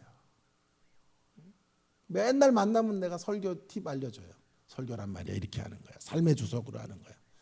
알았지? 그래서 은혜가 안 된다고 생각하면 주사 2대 맞은 이야기도 하고 뭐 이렇게 해가지고 감동을 만드는 거야. 알았지? 막 이렇게 해서 설교의 모든 노하우를 제가 다 알려줘요. 왜요? 제가 간절히 바라는 건 나를 딛고 일어서기를 바라는 거예요. 저는 우리 딸도 신학하면 좋겠어요. 매일 기도해요. 우리 딸도 신학. 목사 안 해도 좋은데 신학은 해서 하나님을 좀 풍성히 알면 좋겠어요. 목사 한다 그래도 말릴 마음 없어요. 그러면 제가 필살기 진짜 숨겨두고 어디 가도 말하지 않은 그 노하우를 알려줘가지고 세계적인 설교자 만들고 싶어요. 여러분의 부모들이 자녀에게 이런 분들이 있어요? 아빠는 대학밖에 못 나왔는데 너는 고졸로 끝내. 어디 덤벼? 아들이 막 대학원, 아빠는 대학 나왔는데 아들이 대학원 나왔다고 막 인생이 왜 이래 막 이러면서 힘들어하고 열등의식 느끼고 그런 부모 없죠? 아버지를 딛고 일어서서 정말 아버지 때보다 더 힘있게 세상을 정복해 가기를 원하죠? 그게 하나님 나라의 빛이에요. 그 빛의 나라가 완성되는 곳, 새 하늘과 새 땅, 새 예루살렘인 줄 믿습니다. 그래서 차별은 없어요. 그러나 차등이 있어요. 차등이 있으나 차이가 있으나 결코 차별이 되지 않는 나라, 그 나라가 하나님의 나라인 줄로 믿습니다. 자, 그래서 이제 우리의 신앙생활의 방향, 교회가 나가야 될 방향을 설정해 볼게요. 무엇보다도 보석의 정체성을 굳게 붙잡고 서야 돼요. 여러분, 보석의 정체성, 우리 보석이라는 정체성을 가지고 살아가야 돼요. 이런 정체성 없으면 인정 욕구 같은 데 넘어져요. 사람이 날 인정해줘야 돼. 인정 중독. 고래는 칭찬은 고래도 춤추게 한다. 이런 말도 안 되는 이야기들을 교회가 가지고 들어와가지고 말이야. 정말 예리한 말씀으로 심령 패부를 가르고 지나가야 되는데 이런 얘기 못 하잖아요. 전부 대접해야 돼. 박수 쳐줘야 되고 못해도 잘한다 그러고 패역한데도 잘 될 거라고 얘기해줘야 되는 거예요. 인정받을 때까지만 교회 일하고 말이야. 직분 있을 때까지만 헌신하고 나 대접해 줄 때 그때까지만 하나님의 일을 하냐고요. 다 인정 욕구잖아요. 어두움의 일들이잖아요. 왜 그렇게 살아야 돼요? 왜? 우리가 보석들인데 하나님 나 인정해 주시면 되는 거지요. 학생들이 나 인정 안 해주면 어때요? 최선을 다했는데 점수 안 나오면 할 수 없는 거죠. 하나님이 내 진심을 아시고 내 중심을 아시니까 그분 안에서 나는 여전히 보석이니까 흔들림 없어요. 잘 돼도 우쭐대지 않아요. 못됐다고 좌절하고 절망하고 인생 포기하지 않아요. 주님이 나를 바라보시는 그 시선으로 나를 바라보며 살아가는 거예요. 또 한 가지는 빛의 사자로 살아야 돼요. 여러분, 보석의 빈담처럼 우리도 이제 빛의 사자로 살아가야 돼요. 어두움 앞에서 빛은 폭로의 기능을 해요. 어두움이 물러가도록 한다고요. 그런데 더 중요한 것이 있어요. 폭로의 기능만이 아니라 치유의 기능이 있다고요. 세상이 할 수 있는 건 조금 의로운 자들이 어두운 자들의 죄악들을 난도질하는 거예요. 그래서 세상은 어디까지밖에 못 가냐 하면 정권이 바뀌고 해도요, 갈 수 있는 자리는 상대의 어두움을 폭로시키고 죄악을 폭로시키는 것밖에 못해요. 그래서 시대가 바뀌고 인물이 바뀌어져도 서로를 향해서 상처를 계속 만들어가요. 좌우에 대해 이렇게 분열이 계속되는 게 바로 그런 거예요. 내가 조금 칼자루 지면 그 칼자루의 자리, 조금 의로운 자리에서 의롭지 못했던 사람들을 칼질한다고요. 교회는 이제 그 자리를 더 넘어서야 돼요. 빛은 치유의 기능까지 가야 돼요. 폭로의 기능 정도가 아니라 빛으로 인하여 회복하고, 빛으로 서로 분열된 좌우 상하의 자리들을 연결하고, 계층 간의 갈등들을 하나로 만들고, 세대 간의 갈등을 통합하고, 빛으로 서로를 치유하는 이런 생명의 역사를 이루는 빛의 사자들로 우리 교회가 쓰여지기를 바랍니다. 폭로시키는 건 주로 내 안을 폭로시켰으면 좋겠어요. 하나님의 빛으로 내 안이 얼마나 더러운지를 폭로당하기 바라고, 내 밖의 어두움은 치유해주면 좋겠어요. 상대의 어두움은 죄악으로 밝혀낼 것이 아니라 치료하고 덮고 은혜로 연고를 발라주는 이런 일들이 이루어지게 되므로 빛의 사자들로 우리에게 주신 귀한 사명들 감당하는 저와 여러분이 되어지기를 바랍니다. 그러한 의미에서 저는 교회는 이데올로기의 종노릇해서 안 된다고 생각하는 사람이에요. 우리는 교회를 정당으로 만들 목표로 여기 있지 않아요. 교회는 정당이 아니에요. 교회는 기호 맞는 사람들끼리 모이는 곳이 아니에요. 교회는 이익단체가 아니에요. 교회는 복음의 가치, 그리스도의 가치, 그리스도의 빛 아래서 서로를 치료하고 회복하고 세상의 대안이 되는 공동체예요. 그래서 여기서 좌우 진영 논리 같은 거 이런 건 존재해서 안 돼요. 진영 논리를 뛰어넘어 그리스도의 가치, 그리스도의 복음의 정신만 우리 가운데 존재하기를 바랍니다. 그리스도의 빛 아래서 자도 틀리면 책망을 받고 그리스도의 복음의 빛 아래 우가 틀려도 책망을 받는 거예요. 어떤 이데올로기에 포로되어 살지 말고 복음에 붙들려 살아가고 복음으로 고치고 회복하는 일들만 이루어가는 나무 십자가 교회 공동체 되기를 주의 이름으로 축원합니다. 함께 기도하십시다. 함께 기도하면 좋겠습니다. 오늘 주신 말씀을 부여잡고 여러분, 우리는 하나님의 나라를 꿈꾸고 삽니다. 하나님의 나라는 바벨론의 가치가 횡행하는 것이 아니에요. 바벨론의 가치를 넘어서는 나라. 하나님의 나라는 빛의 나라예요.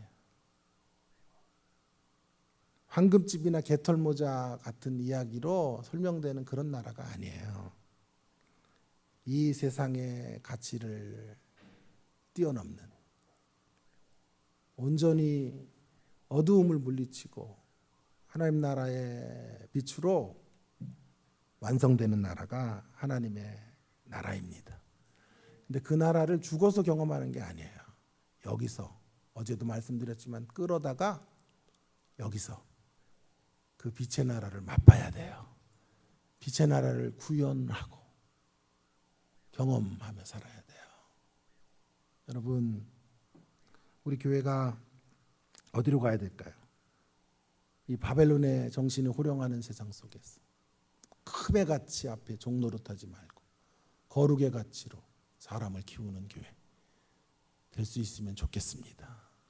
우리의 목표를 천국 가는 데 둘 것이 아니라 천국을 이 땅에 가져와서 사람을 변화시키는, 심령을 새롭게 하는, 내면을 고치는 이런 역사에 쓰여지는 그런 교회, 그런 나무 십자가 교회 되게 하여 주시옵소서. 빛으로 서로를 치료하고